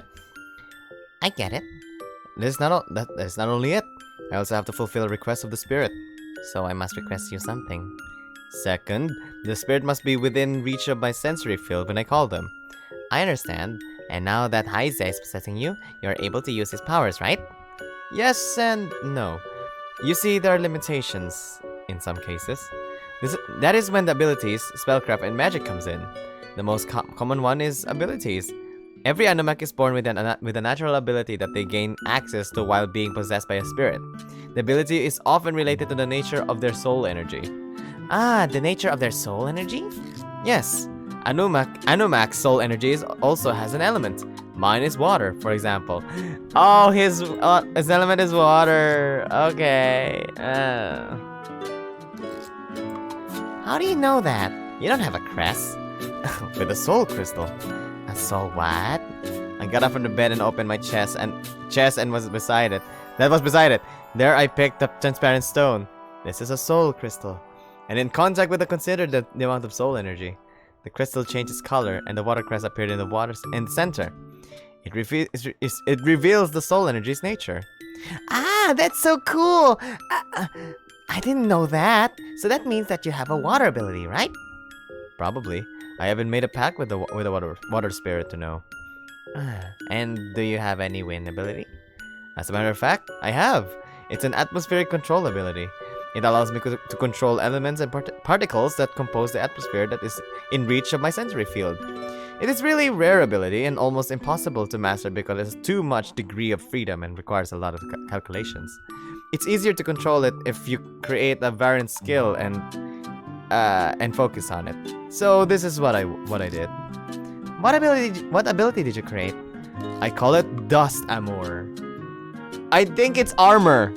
Dust armor. With this ability, I am able to control the dust particles in the air and compress them to form a thin barrier around my body. Ew. Ah, really? I want to see it. Okay, give me a second. I closed my eyes and started to concentrate. I closed my eyes and started to concentrate on my surroundings. Dust armor. Armor. Romrasad! Romrasad! I can see them. I can feel them. I can smell them! Achoo! Beginning circulation. Circulating number of particles per cubic meter. 35,256 minutes! Variation of particle size between the 10th microns and 5/10 microns. You're such a nerd. Calculating difference. Results, defensive potential. Small. Class 5. What? If it's class 5 and its defensive potential is small, then it's a very weak armor, if you ask me. Parameters acceptable. Compression phase commencing. Armament complete! Must use armament haki. Alright, I'm ready. Okay. I don't see anything. It's not visible to the naked eye, but there's a barrier around my whole body right now. If you're that curious, why don't you test it? What do you mean? I will let you hit me, so you can see for yourself. Really? Yes, you can try anything. So I can hit you right now? Whenever you want. Are you sure? You don't look different at all. Just do it. Okay then, you better not cry later. Try not to hurt yourself. Okay. Kami Hami Ha! Let's see who will get hurt after this. Oh, oh no, she's serious. Oh, good. Oh, God. Oh, crap. Oh, Laffy quickly charges at me, aiming for my head with full force. At first, I thought she was gonna punch me, but instead, she gave me a headbutt. What? And even needing to defend, I just watch as Laffy bounce away after hitting my dust armor. Attack ineffective. Oh! Oh! Oh! Attack ineffective? You mean dust armor is actually a strong ability? Ouch! Ha! Look at the bump on her head. A headbutt? Really? After I told not to hurt yourself. What did you expect? You wanted me to throw out something at you? At least you wouldn't get hurt. Maybe if I try another time. Forget it. Nothing you can do can penetrate my dust armor, and it is with a small defensive potential. There's really some kind of barrier, not barrier, it's barrier. I told you. I just wish this ability didn't make me feel weird. This is amazing. I thought only force spirits were able to create bearers. It's barrier. Oh my god. Why don't you try it with me? Maybe you have a force ability. I'm not sure, but it's not impossible. I was really surprised when I discovered that I had a wind ability, even knowing that my nature is water. I know max with 3 abilities are super rare. But then again, I could be the last of them, so I guess my existence is rare on its own. I don't see why not. Okay, how we do it? A pact is not more than an agreement, remember? Okay, so how should we do it? Is there anything that you requested? There are a lot of things. Well, pick one. I won't know why I was born. I want to discover what is happening to the world's soul energy. I'm not sure if I can make back on this request. I promised my father that I wouldn't get involved in this kind of matter. But something has been bothering me for a while. If someone required help and were right in front of me, would I be able to turn away? Yes and no. Would you bail? I know that this doesn't apply to this situation, but even so, the world is screaming for help. Oh yes, the world is screaming for help. The world was saying, "Help me! I am dying! The world, I am dying!" Hey, are you okay? Can you request something else? Okay. Let me see. I can't think of anything specific. I just want to see if you have a force ability. That will do. In the spirit of force, Laffy, I accept your request to test my abilities so I can grow even further. My body is ready. Will you lend me your powers? Oh, yes, I will. What happened? That is a sign of the pact. Now I have a time limit to fulfill your request. So let's waste no time, Laffy. I'm inside you! Just like Heise, Laffy's body begins to shine and she turned into a ball of soul energy. After that, she came in my direction, entering my body through my chest. So, how are you feeling? I always wanted to ask that to Heise. It feels strange, like we are connected, but at the same time, we aren't. Heise, you're here? Where are we even? So basically, this is somewhere between his conscious and unconscious. Learning something new every day. So how's this ability thing works? How do you even know how you have it? The thing is, you don't know. They just happened by accident. Basically, he's a shaman king! But if something happens, we'll know what ability it is by checking the skill book. I looked for the book on the shelf above the bed. When I found the book and was about to get it, but it started floating. Huh? The book! I touched the book and it floated to the wall. After the impact, it came back in my direction slower. Is it flying? No, it's not flying. It's like gravity. It's like gravity's not affecting it. I held the book and noticed that it was really light. It felt like I had nothing on my paw. I opened it. It searched for the ability in the force section. Here! I think it should be gravitation. The ability to manipulate how gravity influences objects. That's cool! For a second, I thought that we wouldn't have any force ability. I'm surprised myself. That means that I possibly have 3 abilities. Abilities. Abilities. And that is crazy. And considering how rare it is. So, how do you use it? Let me see. Here, it says that the ability is it's a little complex since the user has to understand the concept of gravity, so he can alter it. Gravity is ancient law created by the Lord of the Force, by which all physical mass should attract each other. But it doesn't matter that the book has lost mass despite its very life. That is because you aren't changing the mass of the book, but the density of its soul energy. What mediates the force of gravity is the density of the soul energy. I see. I have to say, your knowledge of force physics seems pretty solid. I'm a force spirit, duh. I should know this kind of stuff. Oh, okay. But now I'm starting to get tired. Both of you are free to go. Ah! Both spirits got out of my body and appeared in front of me. Phew! Phew! What a ride. But won't deny it. That was awesome. I'm not... Okay, good. I'm not used to fuse with two spirits at the same time. It took more soul energy than I expected. So what is next? Next we would be spell... Oh my god, there's more! These spellcraft, but I can't use them. What? Why? It is a gift. You're born with it, or you aren't. However, Gregory can use it, but I'm not telling her. Speaking of Gregory, my father still hasn't come back. This is starting to worry me. Or maybe you should go outside. Hey, are you okay? I'm fine. I was just thinking. Yeah. Yeah, I totally will do that again. Did see when... What? He still hasn't come back yet. Sorry, since he hasn't come back yet, maybe I could clean his bedroom while I wait. Okay, clean his bedroom. It's not like I have anything else to do, and I also wanted to do something nice to him, and I want something different. I began to leave my room, but La Fei stopped me. Where are you going? I'm going to clean my father's bedroom. But you still have to tell me about magic. Can we let this be for another time? Or better yet, you can stay here and read the book. The blue one is the table covers the topic that once. La Fei stared at the book at the table for a while. Actually, I think I'm going to do that. Okay, and you, Hayes? Hey, you don't need to do that.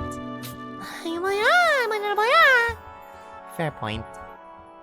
I left the two spirits in my room and went downstairs to pick my father's thing. After that, I rushed to his room that was beside mine. I wasted no time and started cleaning his room. First cleaning the table and shelves, then the wardrobe. It didn't take long until I finished cleaning his whole room. Alright, that is it for the tools. Now let's see. I rummaged through his other thing to see what else I could do. He keeps a lot of junk. I bet he wouldn't miss half of this stuff. I threw it away. Huh? I spotted a familiar jingle bell in my father's box that I picked it up. I remember this. When I was 6, I wandered deep into the forest without Thais' help. Maybe father would never have found me. He got super mad, and in the next day he made this jingle bell for me and tied it around my waist. At first I didn't like it. Every time I moved it made noise, but I got used to it eventually. And with this, my father was able to monitor me the entire day. When I was 10, we made an agreement and I stopped using it. I decided to tie the bell to my waist, and even with a few movements, it made the same noise as when I was young. Like, jingle, jingle, jingle! This really takes me back.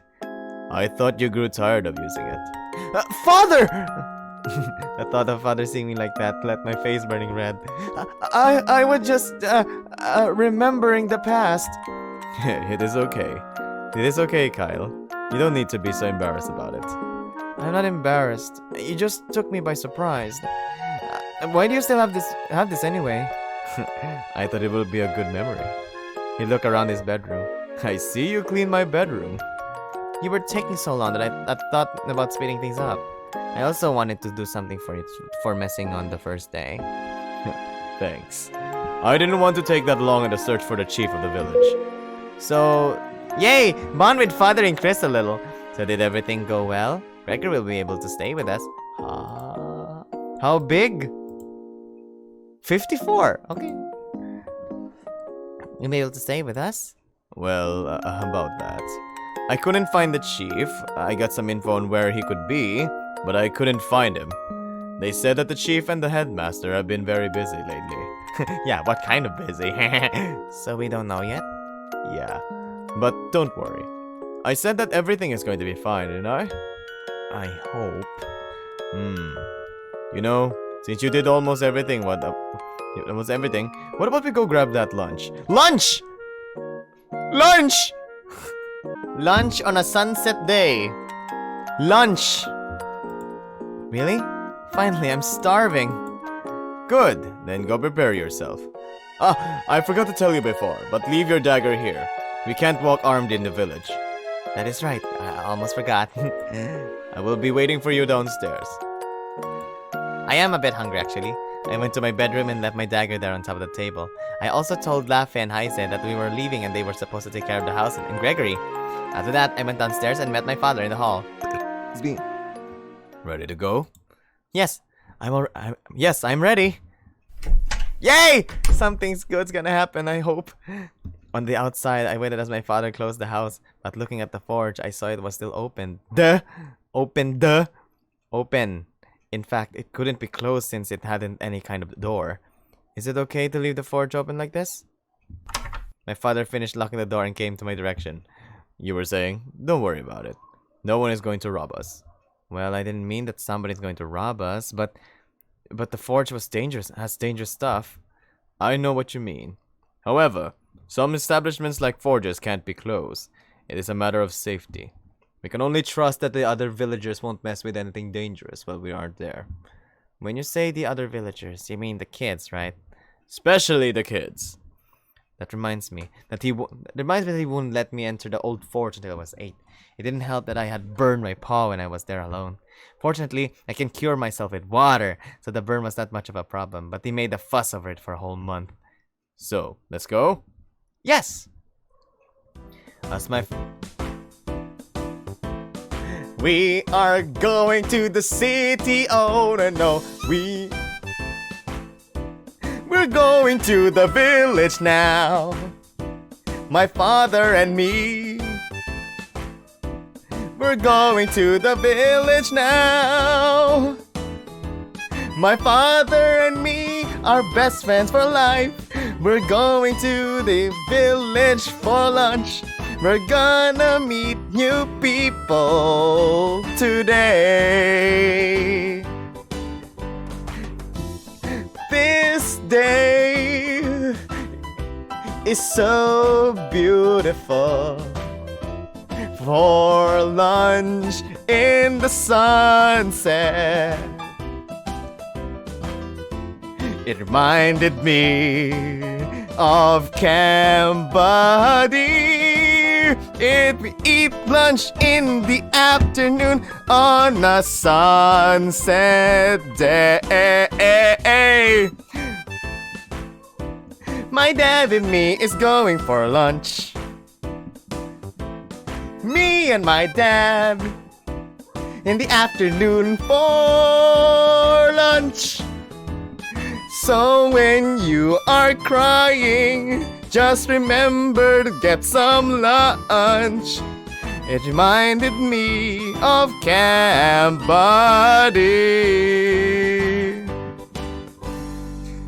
Yeah! As my father and I walked through the village, I noticed that the people were very busy but still found a little bit of their time to talk to each other. Some of them greeted us, wishing a good afternoon, in which my father responded wishing the same. I wanted to respond, but I was more interested in observing the environment. Some people were cleaning their houses. Others were taking care of their gardens. Some of them were carrying all kinds of things. Basins full of clothes, merchandise, building materials, and some other stuff that I couldn't sell. It was a really calm environment, but even so, I couldn't help but notice the look of worry that some villagers had in their faces. I tried to eavesdrop some of their conversation, but as my father didn't stop walking, I couldn't hear it, so I just ignored it for the time being. In the distance, I could see mills and farms up in the hills. I could also see what I assumed to be at school. Everything was so intriguing. So, what do you think? What do you think? What do you think? It is amazing. There are a lot of things that I wanted to see. You will have plenty of time tomorrow. We continued to walk for a while until we reached a square with a big building and some horse stalls. There was also a big tree beside a post board. There's a bulletin board some activities to do, but we're gonna do that only tomorrow. My father stopped walking, turned to face me. Do you see that the big building with the horse stalls? Yes? That is the inn. I want you to go there and find a table for us. We'll be there shortly. Why? Where are you going? I'm going to see if the chieftain has returned. And if he has, this matter can take more time than I expect. Can't I come with you? He paused for a second. I could see that he was calculating something, but I know what he's thinking. It is probably the same as I thought. If the villagers know that Gregory is a magic creature, they will certainly start suspecting us. But surprisingly, he wants to resolve this issue personally, preferably without my interference. You can. I just figured that it will be more quickly than that. Quicker than that. I know. I will see if I can get a table for us in the inn. Good. I will be right back. Bye, Dad. I see my father going down the road before entering a building. Frankly, I still don't know how I will react. Certainly would be upset. I will just try not to think about it for now. I look for the building that is supposed to be the inn. I would be lying if I said that the thought of entering there alone didn't scare me a little. I just don't know what to expect. I mean, I know what to expect, but what if it's totally different from the inn in the books? Dude, just get in! Maybe I could wait for my father here. No, he would laugh at me. I look again at the building that he had entered. That must be the chieftain's house. It also functions as a public office. With a glance at the top right window, I noticed that there was someone in there. Even with the distance, I could tell that the person was looking directly at me. However, they soon closed the curtain, breaking our visual contact. Good afternoon! What the f-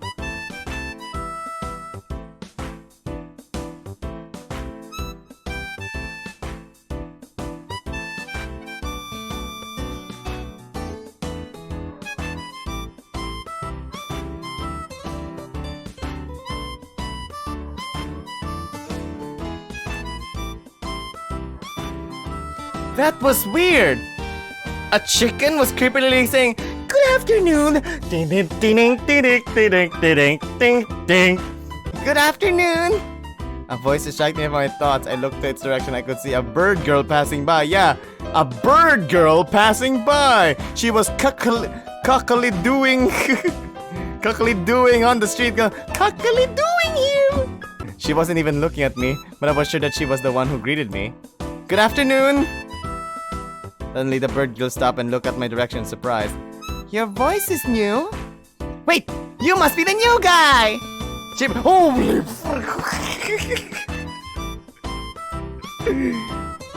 Okay, I think she flew in!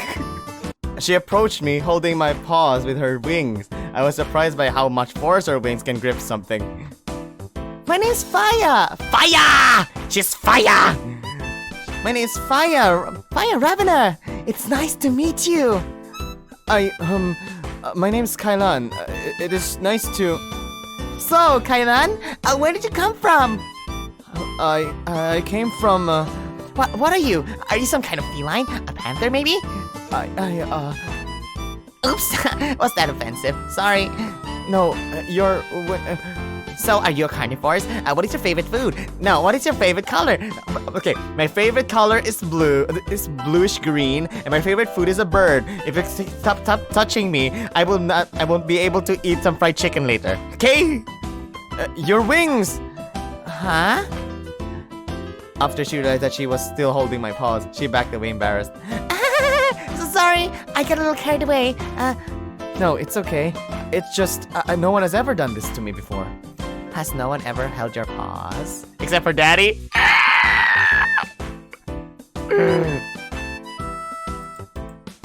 Not like that. First time for everything, am I right? I guess. So, do we start again? Or... Suddenly, she got distracted looking behind me. When I followed her gaze, I could see two men at a distance talking.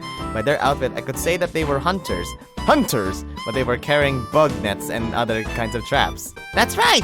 It was really nice to meet you, Kailan. But I'm late. I need to get going or there will be nothing left for me. She said that as she started to run in the direction of the inn. I stood there thinking that was all about. She made a lot of questions and wouldn't let me respond to them. Okay, Kailan. Fire! Let's talk to Fire. Fire. So Fire, Beast Fae, we don't know how much age she is. Fire is a bird girl, is very energetic. She's always on the positive side of life and tries to see the best of everything. However, her positive can cause problems that she doesn't identify others' malice. Fire is very protective over food and sometimes make reckless decisions because of it. Oh, really? It was totally different from the way that my father or Mr. Regal interact. It kind of surprised me.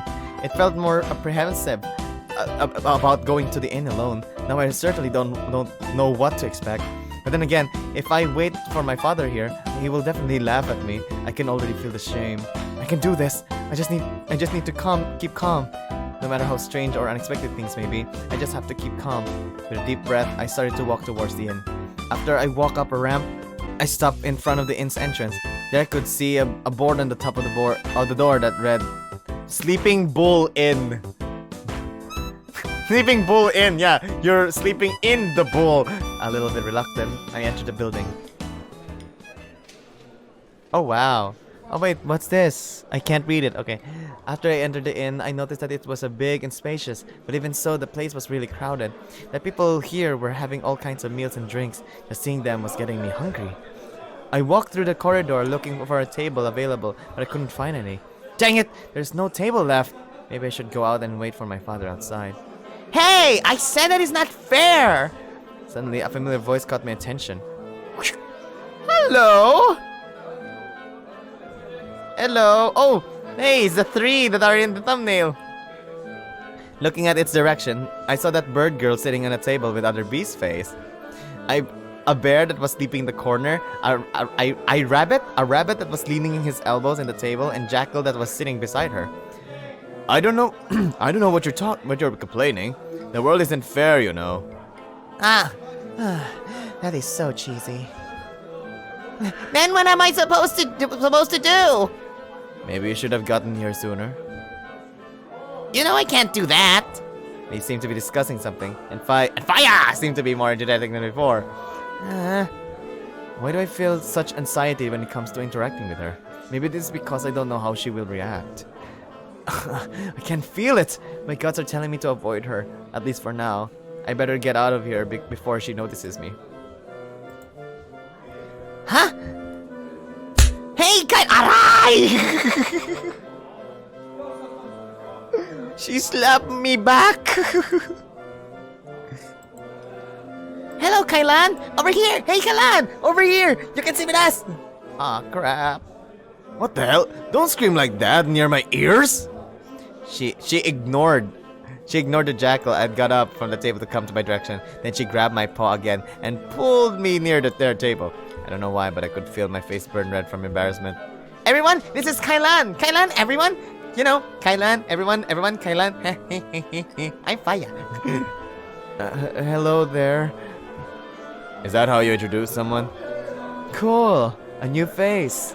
I got this. Watch and learn, Fire. My name is Zavis Hopper. His name is Zavis Hopper. Yeah, you're a savvy hopper. Yeah. But you can call me Zavis. Zavis? Can I call you Za? Can I call you Za or Vis or Abby? Hey, Abby! Hey, boy! I'm an employee at Brennan's store. My specialty is delivering merchandise at incredible speed. Sonic speed? And falling with them, breaking them, missing them. Am I forgetting something? That prick. Oh my god! That prick there is Venzel. Venzel? It rhymes with pencil! His name... Can I call you Pencil? I'll call you... Oh my god, his full name is Venzel Vence. Yes, he's Venzel Vence. His full name is Venzel Vence, but we just call him Ven. Vel! I don't know what you're talking about. He's self-centered, comma, narcissistic with a twisted mind, comma, the worst kind of person that there is, period. So don't mind if he acts like an to you. It is just his nature. What? And that one sleeping over there is Arthur. Arthur, not Arthur, Arthur. He spent the majority of his time sleeping, so you hardly notice him. And you already have met Faya. Didn't Faya make that obvious? We just met outside the building. Faya spoke as she took back her seat on the table, unsure if I should sit. I stood beside the table.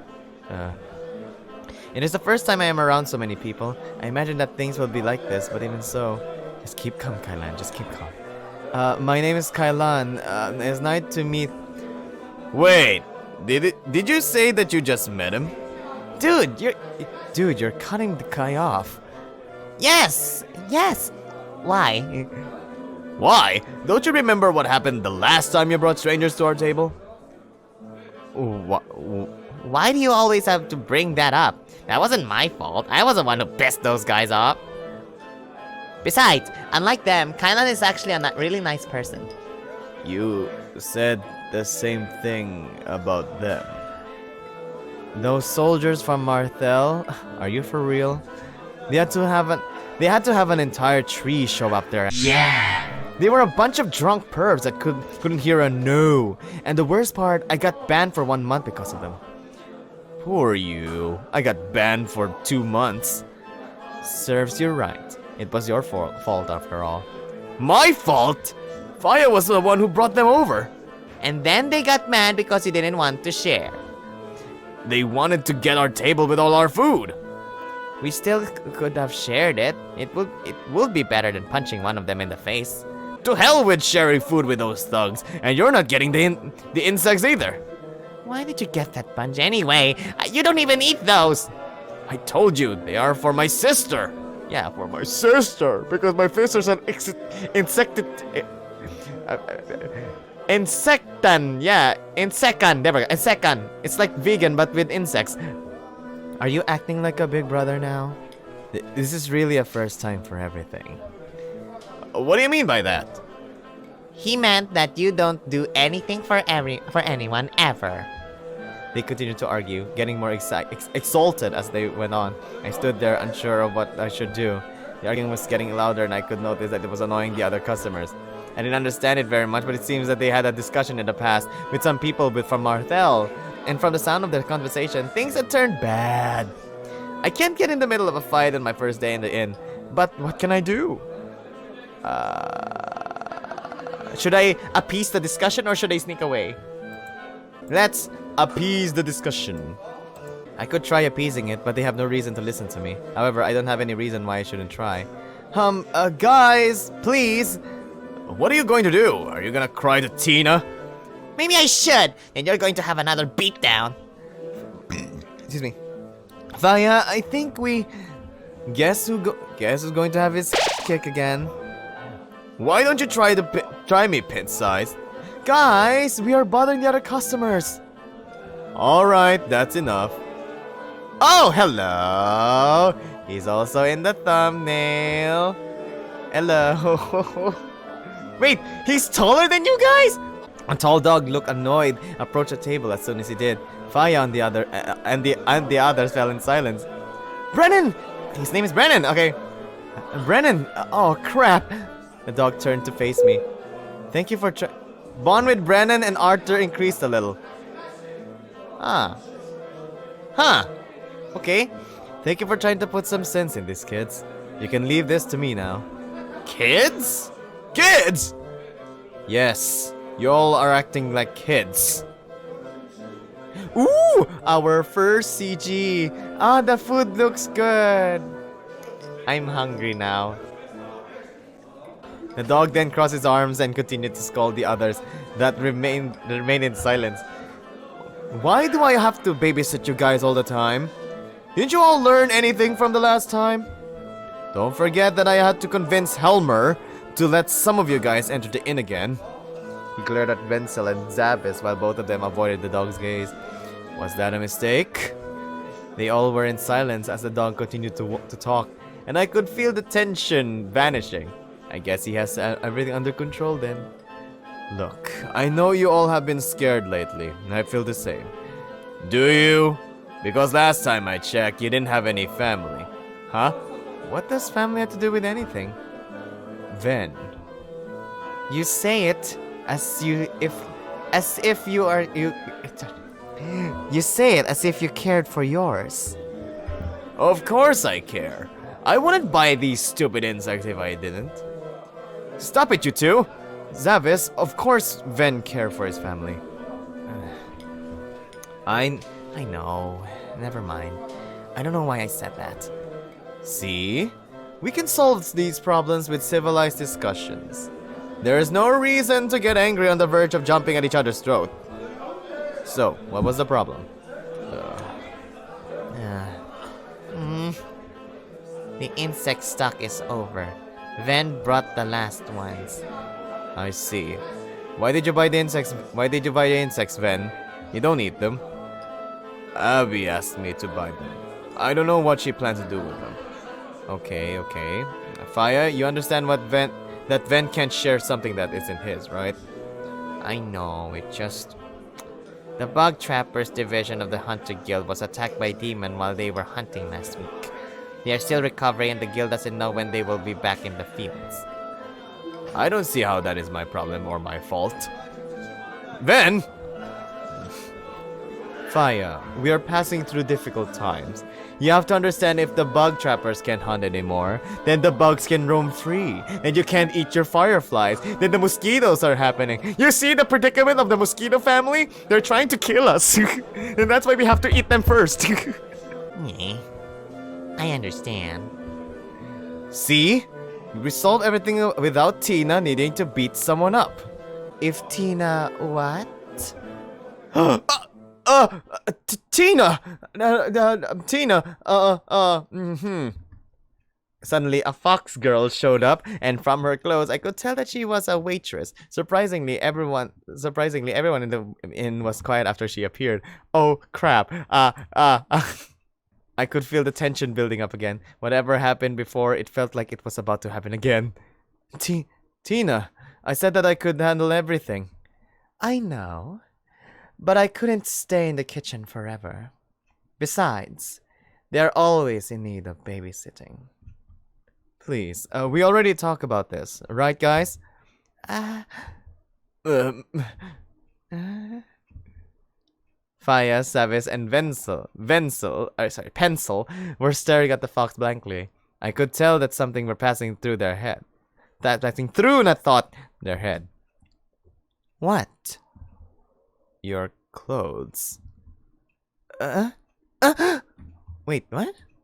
What about her clothes? Yeah, what about her clothes? That doesn't concern you.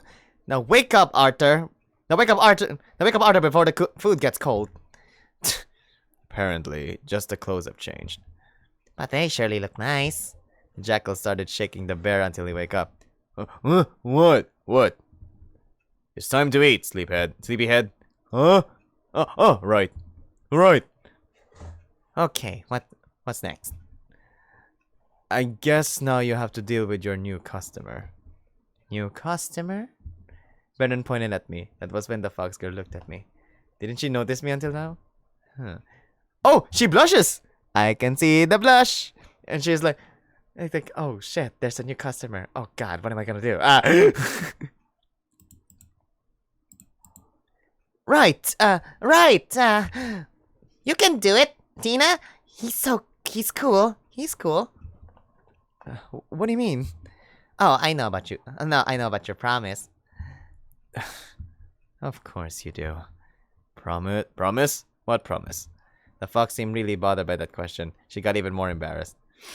She started walking towards my direction slowly, stopping in front of me. Welcome, dear client, to the Sleeping Bull Inn. The fox tried to talk to me, but she was stuttering a lot and her speech sounded artificial. What in the... Ven, shut up! I'm sorry, but we...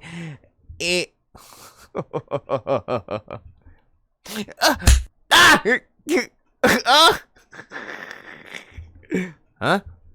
Ven! Ven, stop it! You're going to get her mad. I can't! This is too funny! She can't even talk. I'll remember this forever.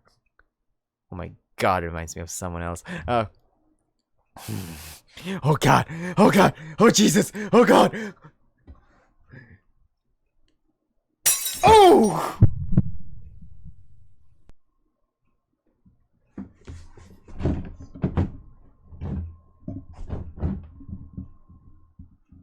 I'm scared now. Huh? I instinctively jumped back, trying to keep my distance from the fox girl. Glancing around, I could see that some people have a similar action, like Wenzel, who was now standing on the bench. She is dangerous. Ven, sit down. The jackal ignored Brennan and continued to stand on the bench, and he stared at Tina. Tina, please calm down. I don't know what you're talking about, Brennan. I am super calm. Red flag! Oh no! Someone's gonna get their ass kicked. Someone's gonna die. Someone's gonna die. No one can stop her now. You two help me here. You two help me here already. What? Why aren't you laughing, Wenzel? Is it not funny anymore? Is it? I'm doing this for him, and you keep there laughing at me like I'm some kind of joke. You won't leave this place alive! Oh! Is that also a red flag? Yes, the flag will be literally painted in blood. The fox shouted and began to walk in the direction of the jackal, but Brennan got in her way, stopping in front of her.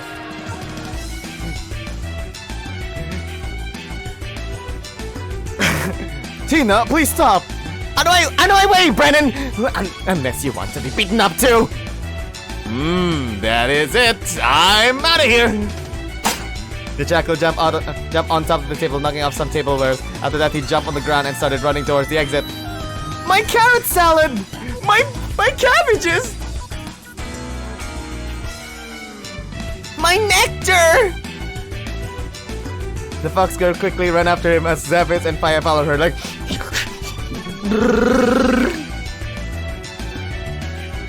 You won't get away! Then, you bastard, you did that on purpose! Do you know how hard it is to get this stuff? You're going to buy me another? They were fast. It didn't take long until the four of them had run past the exit. Guys, wait! Shortly after, Brennan ran after them, leaving the inn. I stood there trying to understand what just happened. It's all gone to hell. Again. I look at the bear that even after all that was still sitting on the bench like nothing had happened.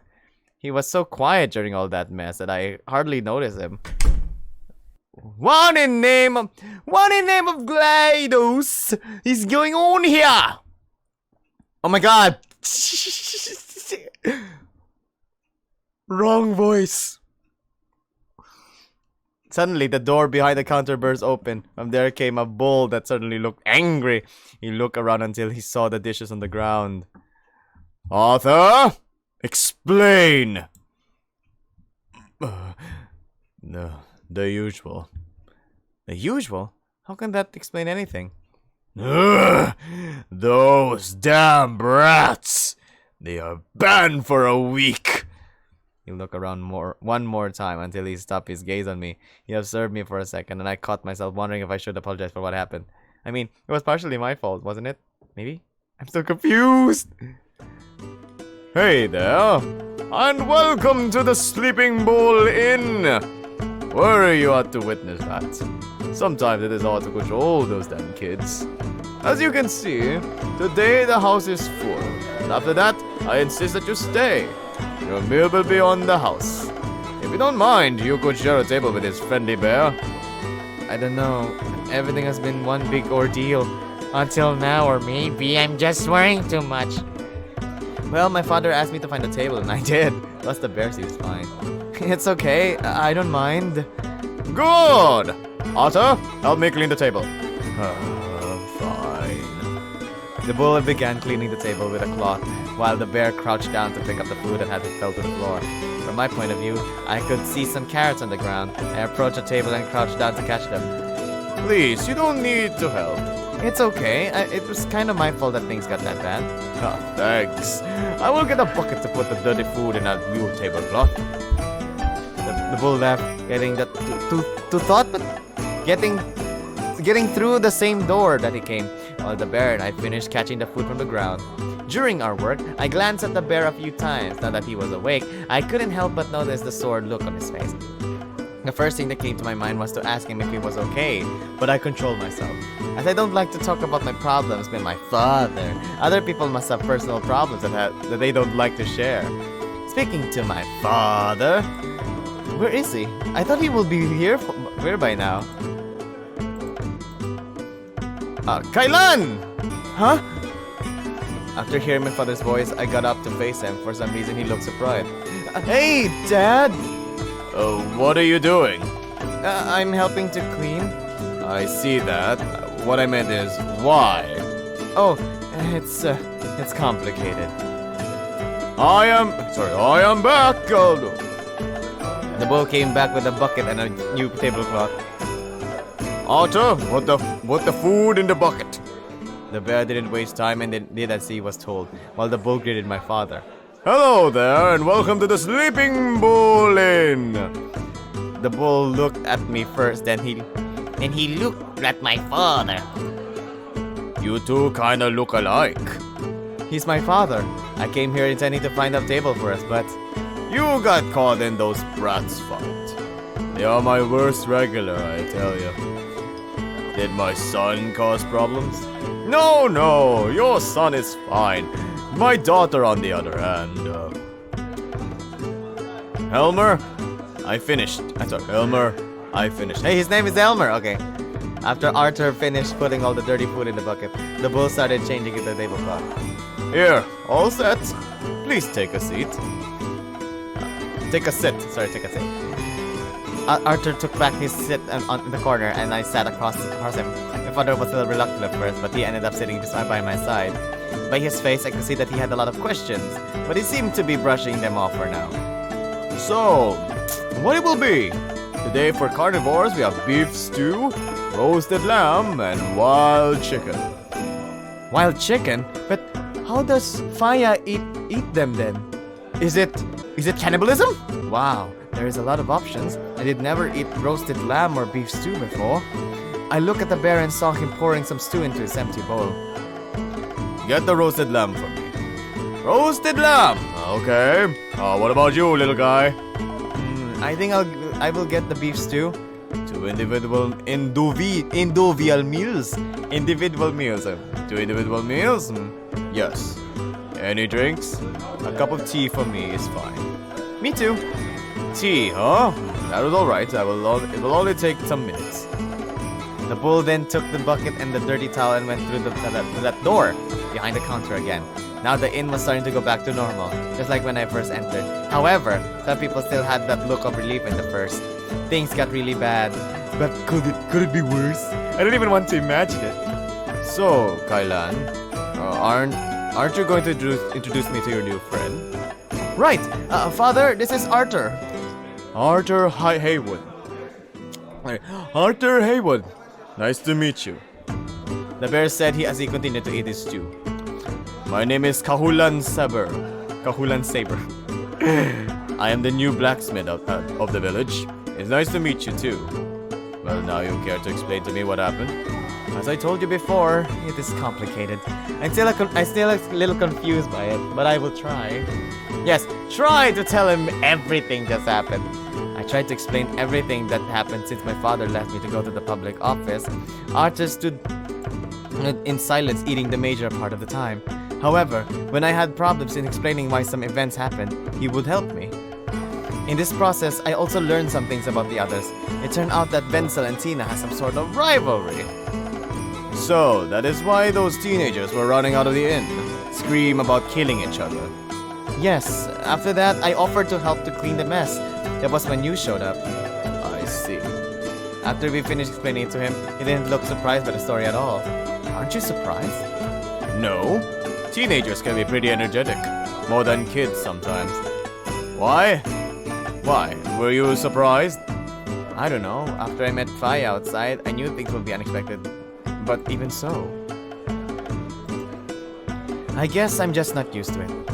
They can be a hassle sometimes, but they are good people. I understand if you want to avoid them after this first impression. But they seem to really like you. Did they? Well, they were comfortable enough to fight in front of you. That is one way to put it. Besides, the people Fire brought over weren't that nice. Yeah. What was that about? Did they fight some soldiers from Marthel? More or less. It all started when the chieftain of Marthel came to Igathel for a meeting. Of course, he couldn't come here alone, so some soldiers came with him. I don't know how the 5 soldiers met Fire, but they were only looking to have some fun with her, and not the good kind of fun. I know this because when she brought them to the inn, the first things that one of them said was, "Your friends are a bunch of dudes?" But knowing how dense Fire can be, she said would never guessed it. That day, the inn was also full, so they asked us, no more like they tried to intimidate us to leave the table with all our food for them. Ven got angry and punched one of them in the face. Then Zavis and Ven started to fight them, breaking the table in the process. Wait, Zavis can fight? That small rabbit can fight? But when Tina showed up, one of the soldiers tried to make a move on her. Big mistake. She knocked off all 5 of them? They had destroyed half of the food court. Ven got banned for 2 months, Zavis for 1, and I think Tina is still without receiving her salary.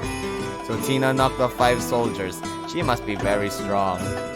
In the end, it was more work for my family. Work for your family? My family has a carpentry here in Igathel. We had to fix everything. It was a real drag. I see. Now I understand why the others customers seemed relieved. Now, do they always fight like that? It's true that the fight happens often, mainly because of Tina and Ben. But lately, everyone has been afraid. Everyone? Is there something happening? Don't you know? Oh crap, here we go again. Maybe I could have forgot about it. Well, in the past 5 months, some people in the village are falling ill.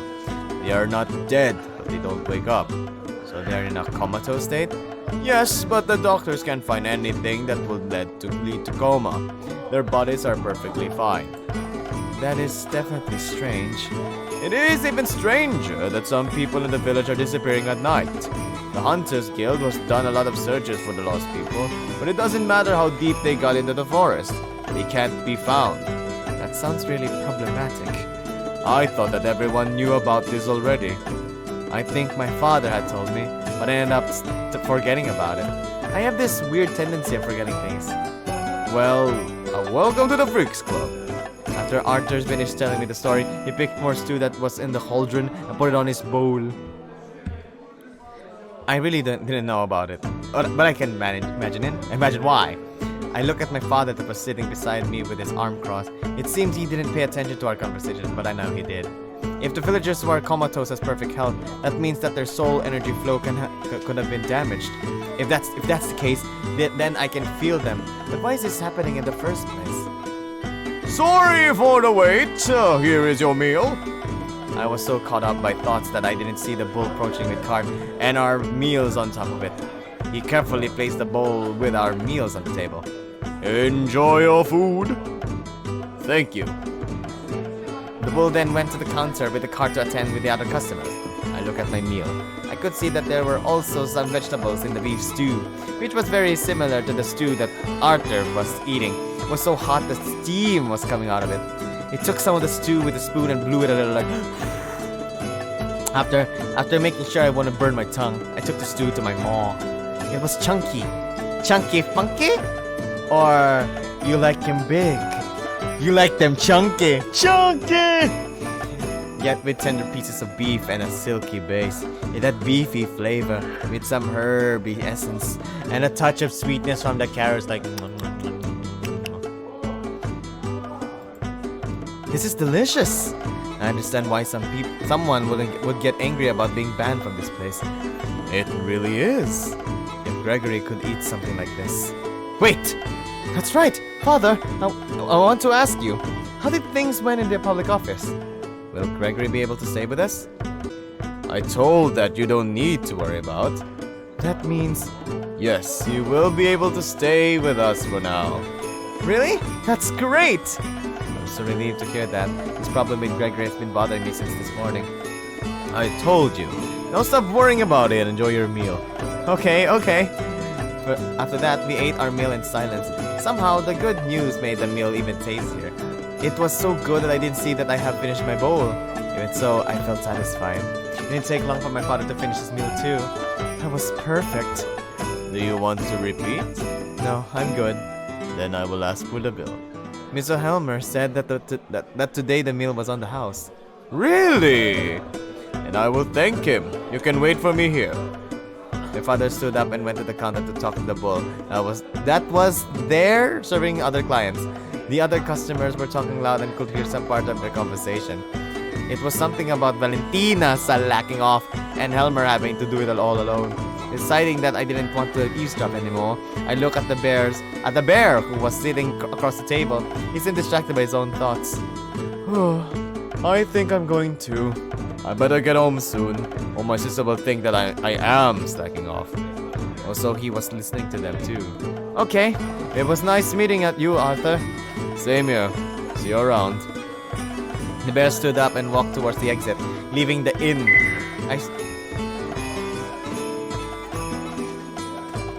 Oh god! Wait! Chotto mate! We're not allowed to love Ben?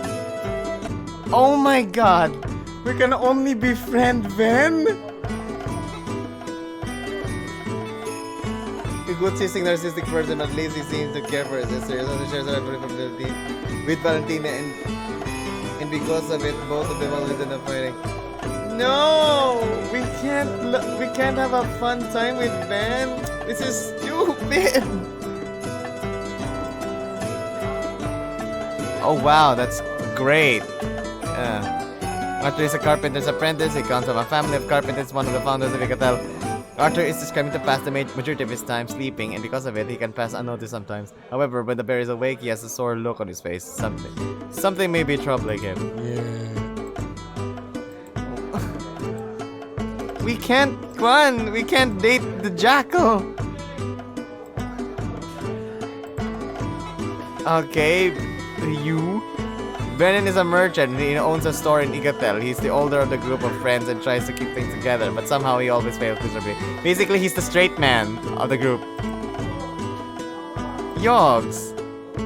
Zav is an employee in Brennan's store, but when he is not working in the store, he is hanging out with Faya. He seems to be have a reputation for breaking and losing the merchandise that he should deliver.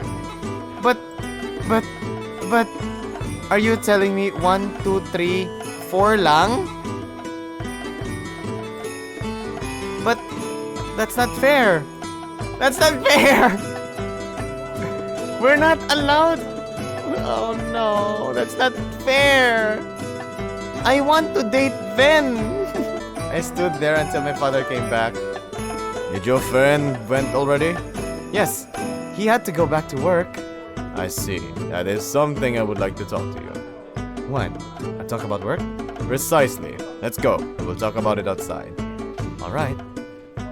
I stood up and followed my father as we left the inn. Outside was still bright, but the sun was almost setting. Some people were already lighting the lanterns in the poles to maintain the village illuminated. As father and I started to go down the ramp, he started to speak. So, when I was in the office taking care of that paperwork for Gregory, I was thinking about you. I mean, do you think you could try to find a job? Huh? I always thought that I'd work with you on the forge. But is that what you want to do?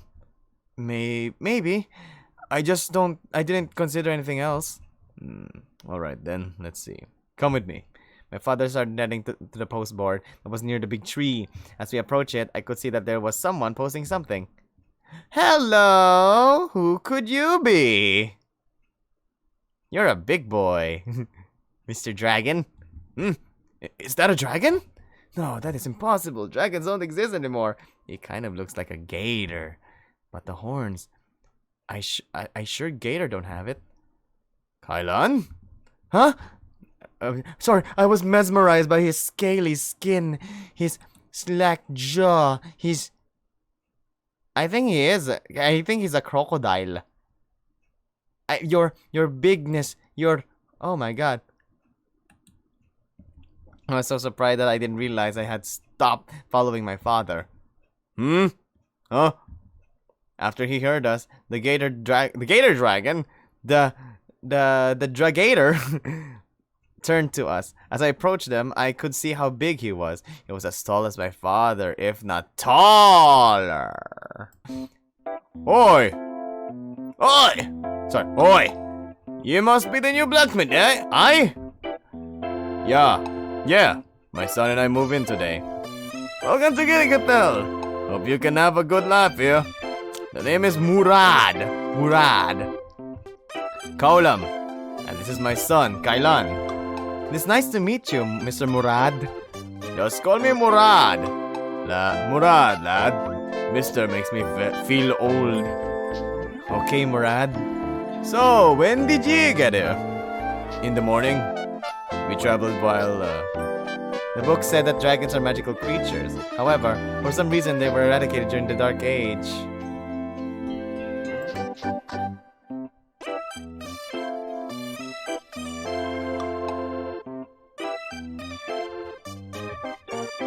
Okay, what kind of music is this? The book said that dragons are magical creatures. However, for some reason they were eradicated during the Dark Age. It has been so much time that their existence was forgotten even for Beast Fae. I only know about them because of those prohibited looks.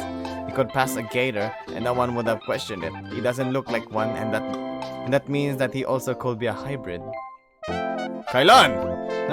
Sorry, I got distracted again. Why don't you look in the postboard and see if something piques your interest? Okay. I went to the postboard as they continued to talk. I looked through the board and noticed that there were a lot of requests. The majority of them were requests for finding lost objects, and there were requests for specific materials. There was only one post offering a job as an employee in the bath. There was only one post offering a job as an employee in the bathhouse.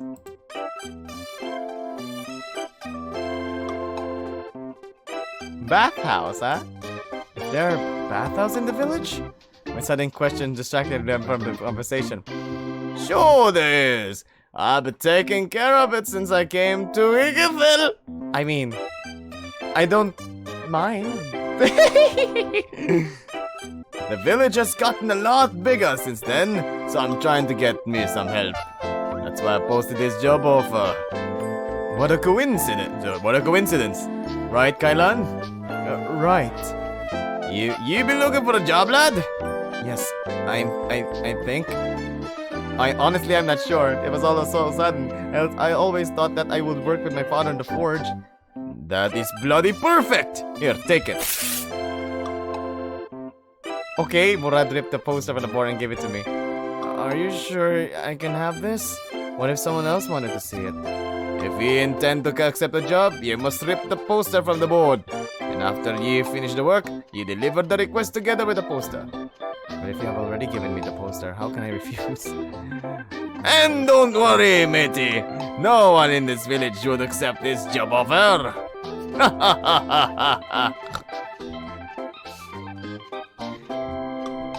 Just because we're perverted right now doesn't mean you're gonna turn me into one. I feel like I fell for a trap.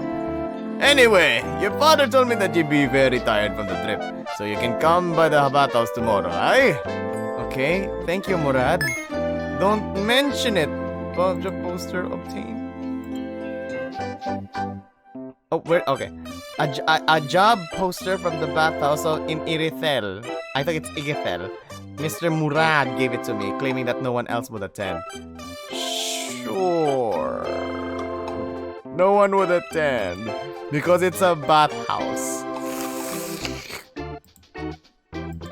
I better get back to work.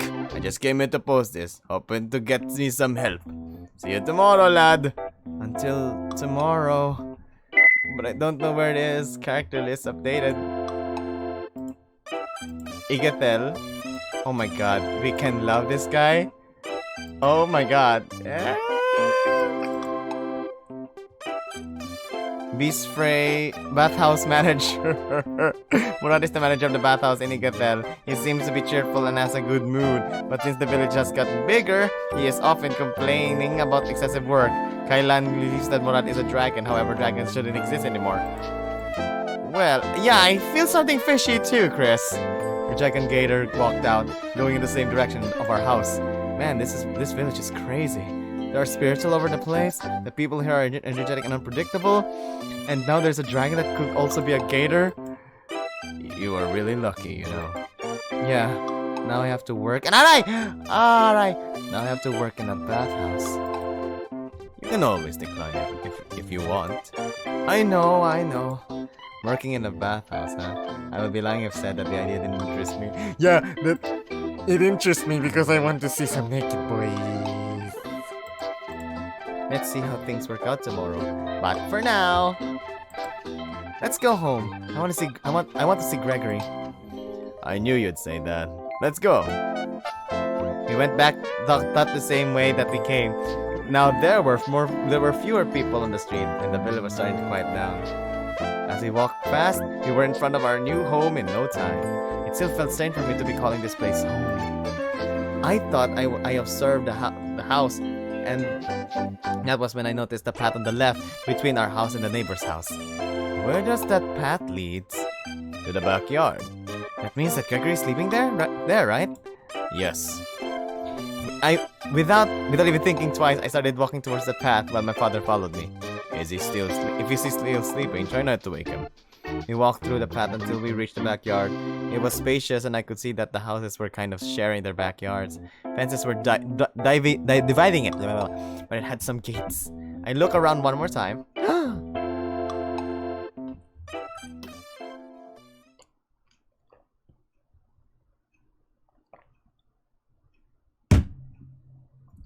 That's Gregory? That's when I saw Gregory sleeping beside the tree while the few rays of light that passed through the tree branch, his fur and the ground. Oh my god, that's Gregory? Dude, Gregory is beautiful! It's a chimera, darling. But it's so beautiful! The body of a tiger, another head of a bird, a head of a dog, tail of a snake. It is a chimera. They mentioned that he's a chimera. That's when I saw Gregory sleeping, blah blah blah. Aw, the four of them are sleeping. I approached him, kneeling down, and began to pet the lion with one. That's a lion? Okay, lion it is then. Ow, ow, ow, ow.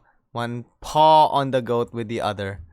In this state, I wouldn't wake him up even if he tried to. It always amazes me how Gregory can make his whole body work. If it was me, I wouldn't know how to sleep with so many body parts. Though I believe the more comfortable in this situation is the goat. Is he sleeping like this since this morning? Yes. Although he's at the same spot where I left him, he has changed his position. That is good. I wouldn't want him to get sore. Sometimes Gregory can get really grumpy, especially if he didn't sleep well. Here, take this. My father approached us and gave me a leather collar with a tag written Gregory 78. What is this? It is his collar with his identification tag. While he's wearing it, he gains the status of a pet and is allowed to stay in the village. I see. Woo! It's beautiful. That's so beautiful.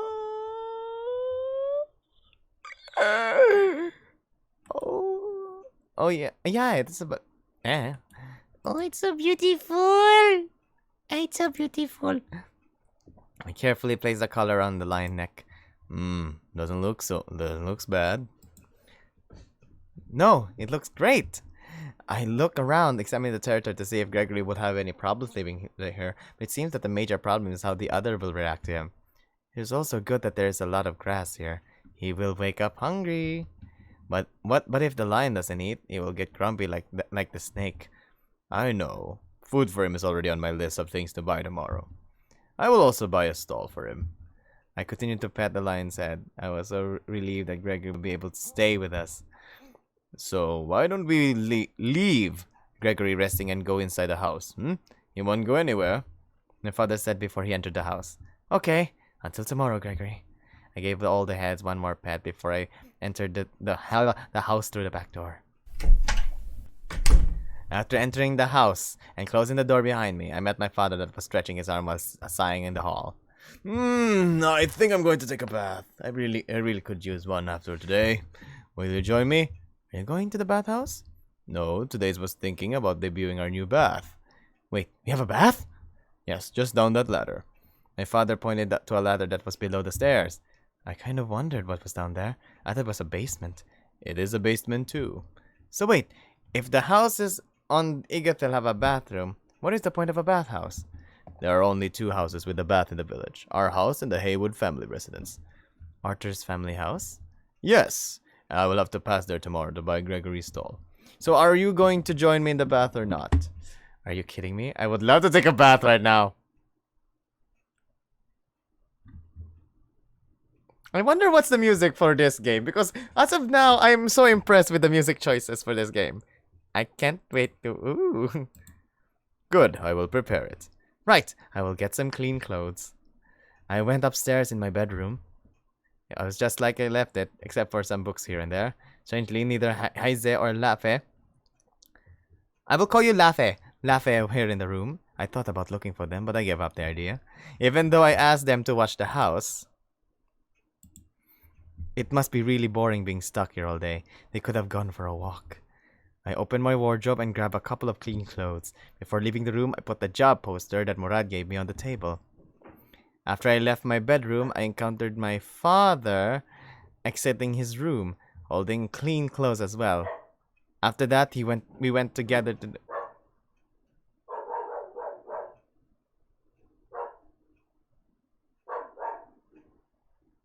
After that, we went together to the bathroom. I got down the ladder, there I looked around and saw a lot of wooden barrels and boxes. In the right, there was a corridor with a door at the end. My father went towards the door, and I followed him.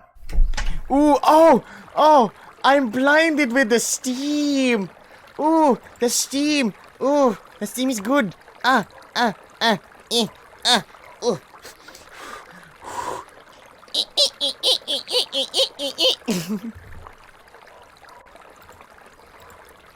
When he opened the door, I immediately felt the warm steam in the air. It was so hot and humid that I could feel my fur starting to get wet. I followed my father inside, but my glasses started to get blurry with the steam.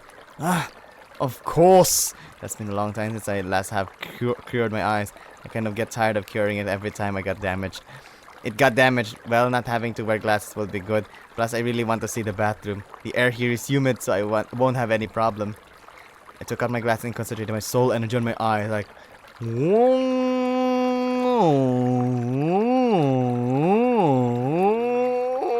Usually when I do this, I activated this unknown ability in my eyes. It hurts when I use it and it damages my eyes, but it's just for a brief moment. Kailan, what I told you about using this ability? It's not like I wanted to... Oh my god! It's not like I wanted to use it. It is a consequence of concentrating my soul energy in my eyes. I'm just going to use humid in the air to temporarily cure my blurry vision. It will be quick. For it, I need to concentrate in the steam and use it to cure my eyes. Since my soul energy nature is water, I can do this without a spirit. Though if I had one, it would make things a lot easier. Doing this always makes me feel like I'm back in that dream surrounded by water. It's not a good feeling, at least not for me. There, cleanse complete. I sighed, relaxing, letting my soul energy flow back to normal, deactivating the mysterious ability in my eyes in the process. So... Oh my god, he already took his shirt! I look at my father to see that he was already topless! I am seeing alright, but my vision will be blurry again when I activate that ability by mistake. I will never... Really, Daddy? Daddy! My father muttered as he continued to undress. Not wanting to waste any more time, I began to undress too. Taking off my scarf first, then my armor. Oh yeah, I should take my scarf, then my armor. Oh my goodness! Look at that! You can't date your dad? That's what the creator said? Then, the f is this? Does this supposed to mean? Then what's this? After you undress, put your dirty clothes in that basket there. Okay. While I took off my clothes, my father went to a little waterfall that was beside that tub. And he started to wet his body. This is good. Yeah, this is good. Completely undressed, I separated my scarf from the dirty clothes and threw them in the basket as he told me. Kyle, can you get the eucalyptus for me? Yes. I grabbed a eucalyptus broom that was attached to the wall with a rope and gave it to him. Then he handed me a sponge. Can you wash my back for me? Oh, sure. Of course. He sat on the wall bench. He sat on the wall bench and started to hit himself with the eucalyptus. I went on top of the bench and started cleaning his back with a wet sponge while the water fell on him. That is the spot. As we went on, I could see that he was relaxing more and more. I made sure to clean every inch of his muscular back. That's enough. Now it's your turn. My turn?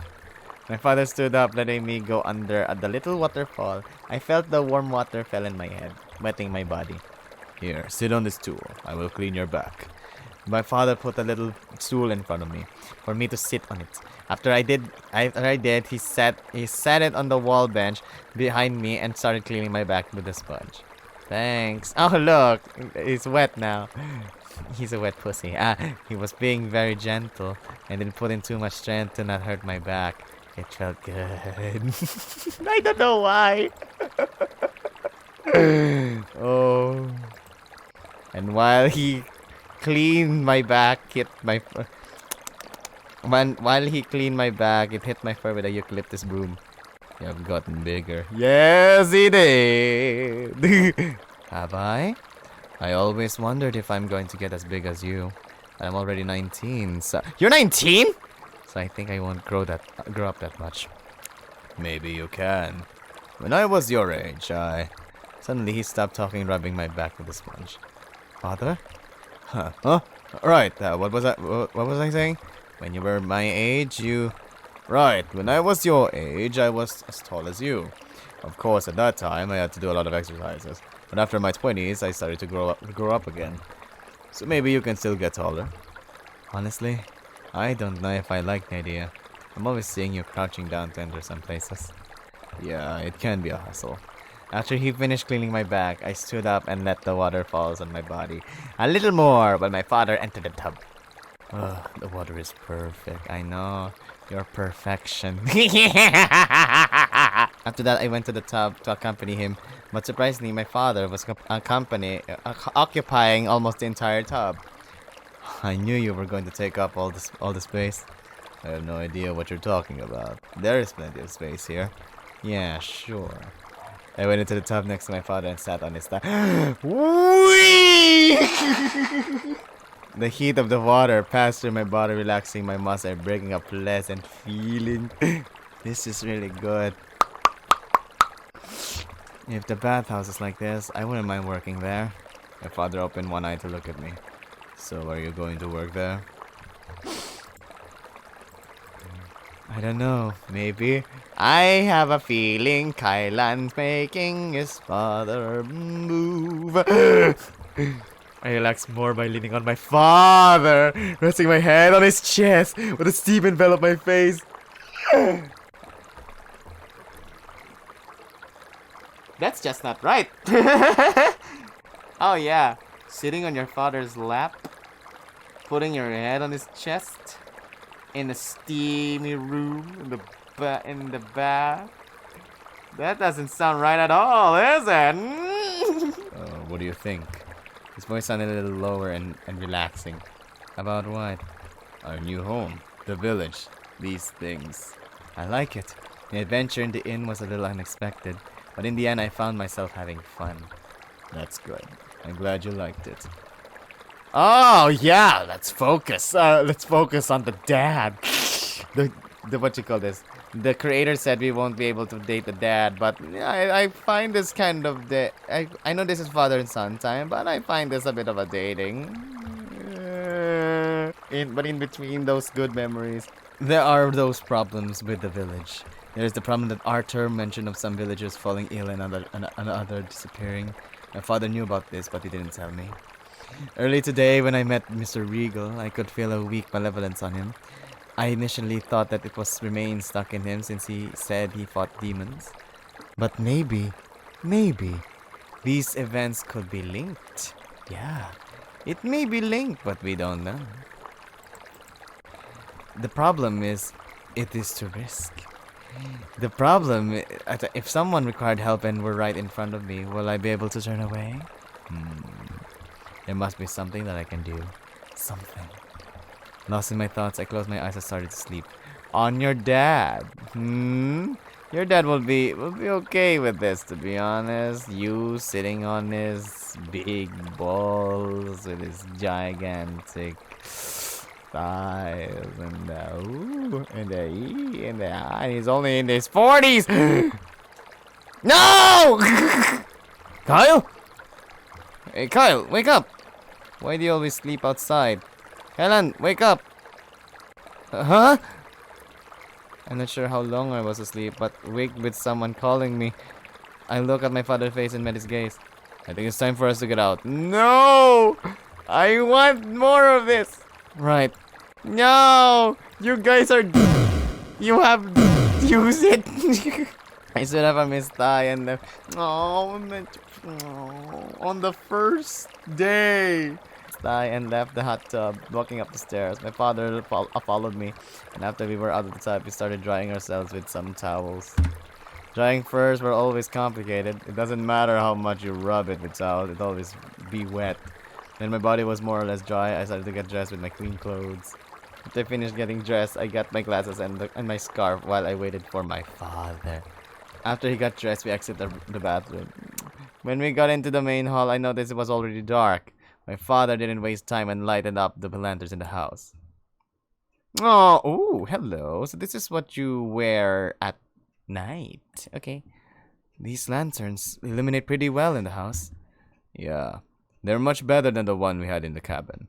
My father looked at me for a second, examining me. I thought you said you don't need the glasses anymore. I got used to them. In fact, I didn't even notice that I was wearing them. I see. My father let out a long yawn while he talked. Oh, I guess it's time for us to hit our bed. I think after that bath, everyone would want to sleep. Good thing that you had cleaned my bedroom, huh? You're welcome. This time I was the one who yawned as I talked. I think I'm going to sleep now. Good night. Good night, Dad. Damn it!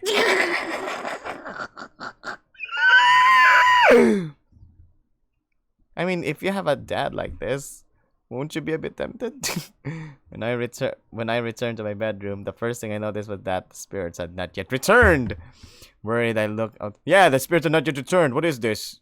Nekojishi? Worried, I looked outside through the window, but I could see nothing out of the ordinary. So I closed the window and the curtain. Where did they go? I'm so scolding them when they come back. I put my scarf and my glasses on the table and I laid on the bed. The day was a full day. It felt like I was hit with carriage of information. I'm still trying to absorb everything, especially my dad's deco. But this issue of people falling into a coma and disappearing doesn't leave me behind. Leave my mind. What can I do? Better not think too much about it. I made a promise to my father that I wouldn't let others know, and I intend to keep it. I look at the job poster. That was on top of the table beside the bed. I guess I will go there tomorrow morning so I can take the rest of the day to explore the village. I also may discover something about Murad. It will be cool if I wasn't the only Anumak. Lost in thoughts, I'm slowly lured to a night of deep sleep. Could to be continued?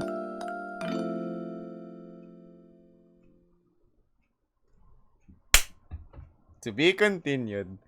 Okay. I think the only thing I can say about this game is that it's too wordy. Oh, it's too wordy. Like, instead of I think it tries to explain too much. That's what I'm trying to think. It tries to explain too much, but I think the game needs to be direct. But I don't know. It depends on the Kwane. I won't bother with him for that. Okay, won't bother with him for something like that. Okay. No, I'm fine. It's just that I'm sleepy right now. You know, sleeping on a carriage is not comfortable. As I answered him, he kept looking at my face. It felt like he knows that something was wrong. Okay. Alright then.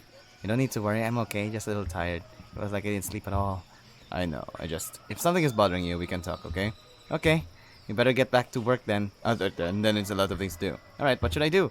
You can start by bringing up our things inside the house. Okay, I responded to him with a nod, and he picked up one of the boxes loaded with tools and went towards the forge that was beside the house. I couldn't tell him in the end. Even if I wanted to talk, I don't know what is going on. What is happening with my memories? The voice said it's temporary, but can I really believe in it? What am I going to do if I can't remember anything? Maybe Heise can help me with that. Holy crap! Heise! My familiar wind spirit. It is indeed temporary. Ugh. I just had to take care of the house and... Ouch. And when my father returned home, he told me that I was planning to move out of the Lost Forest. I knew we had to move out eventually, but for him to want to move to a village, I couldn't believe it. Okay, take the opportunity to leave. I guess I will just have to leave to Heise. Maybe he can convince it to leave me alone. Though the language of the spirits is kind of intriguing. My way out of the living room, but I was interrupted. Where do you think you're going? But by the spirits of the ancients. You know, we are in the middle of a moving, and I got a lot of stuff to do. Sorry. Wait. Huh? I guess they're back talking and we'll just leave. Okay. Oh, okay. When my father increased a little, as I heard that you tried to ignore the spirit that noticed you. Is it still here? I looked to the strange spirit that was talking to Heise. Yes, it is talking one. I think Heise is taking care of it. Or at least trying to. That's good. He released his paw off my head and looked up to him. Wait in the living room. Okay, he said that I didn't need to clean his bedroom. Maybe he wants to do things his way. I guess I just wait in the living room, blah, blah, blah. Okay. I began to leave my bedroom, but Luffy stopped me. Where are you going? I'm going to wait for my father in the living room. But you still have to tell me about magic. Can we let it run out of time? Or better yet, you can stay here and read the book, blah, blah, blah. Laffy stared at the books at the table for a while. I want to see the other choices, though. Let's see the other choices. Actually, I think I'm going to do that. Okay, and you, Heise? Hey, you don't need to do that. Okay, fair point. I leave the two spirits on the sofa. There I got lost in my thoughts, wondering what had been happening and what will happen. I got so absorbed by my thought that I didn't notice the time pass by when I noticed the amber sunlight was illuminating the living room. It is afternoon already. Suddenly, my ears twitched at the sound of the front door opening. And after that, my father was in the living room staring down at me. Hey. Hey, Dad. Were you waiting for me? Sorry it took a little longer than expected. So did everything go well? Will Gregory be able to stay with us? Well, about that. I couldn't find the chief. I got some info he could be, but I couldn't find him. They said the chief and the headmaster have been very busy lately. Okay, so skip. Really, finally, I'm starving. Good, then go prepare yourself. I forgot to tell you before. But leave your dagger here. We can almost forgot. I'll be waiting for you at the entrance. Okay. Wait, I can't skip! With that, I went downstairs and met my father in the hall. Ready to go? Yes, I'm ready. Sneak away! It has nothing to do with me. I better back out slowly before it turns on an actual fight. I had to sneak slowly, taking a few steps back without turning around. However, on my way out, I hit something. It felt like a wall, but it was kind of soft. Oh, hello! When I looked to see what I just hit, I saw a tall dog who looked annoyed. I'm sorry. It is okay. Yeah, it is okay. He said as he went... I think his name is Brennan. He said he went past me, going in the direction of Faya and her friends. You guys had this enough! As soon as he spoke, Faya and the others fell in silence. Brennan? Oh, crap. I think he liked you. At least Faya did. I don't know, like she acts that way often. Besides, the last people Faya bought... Okay.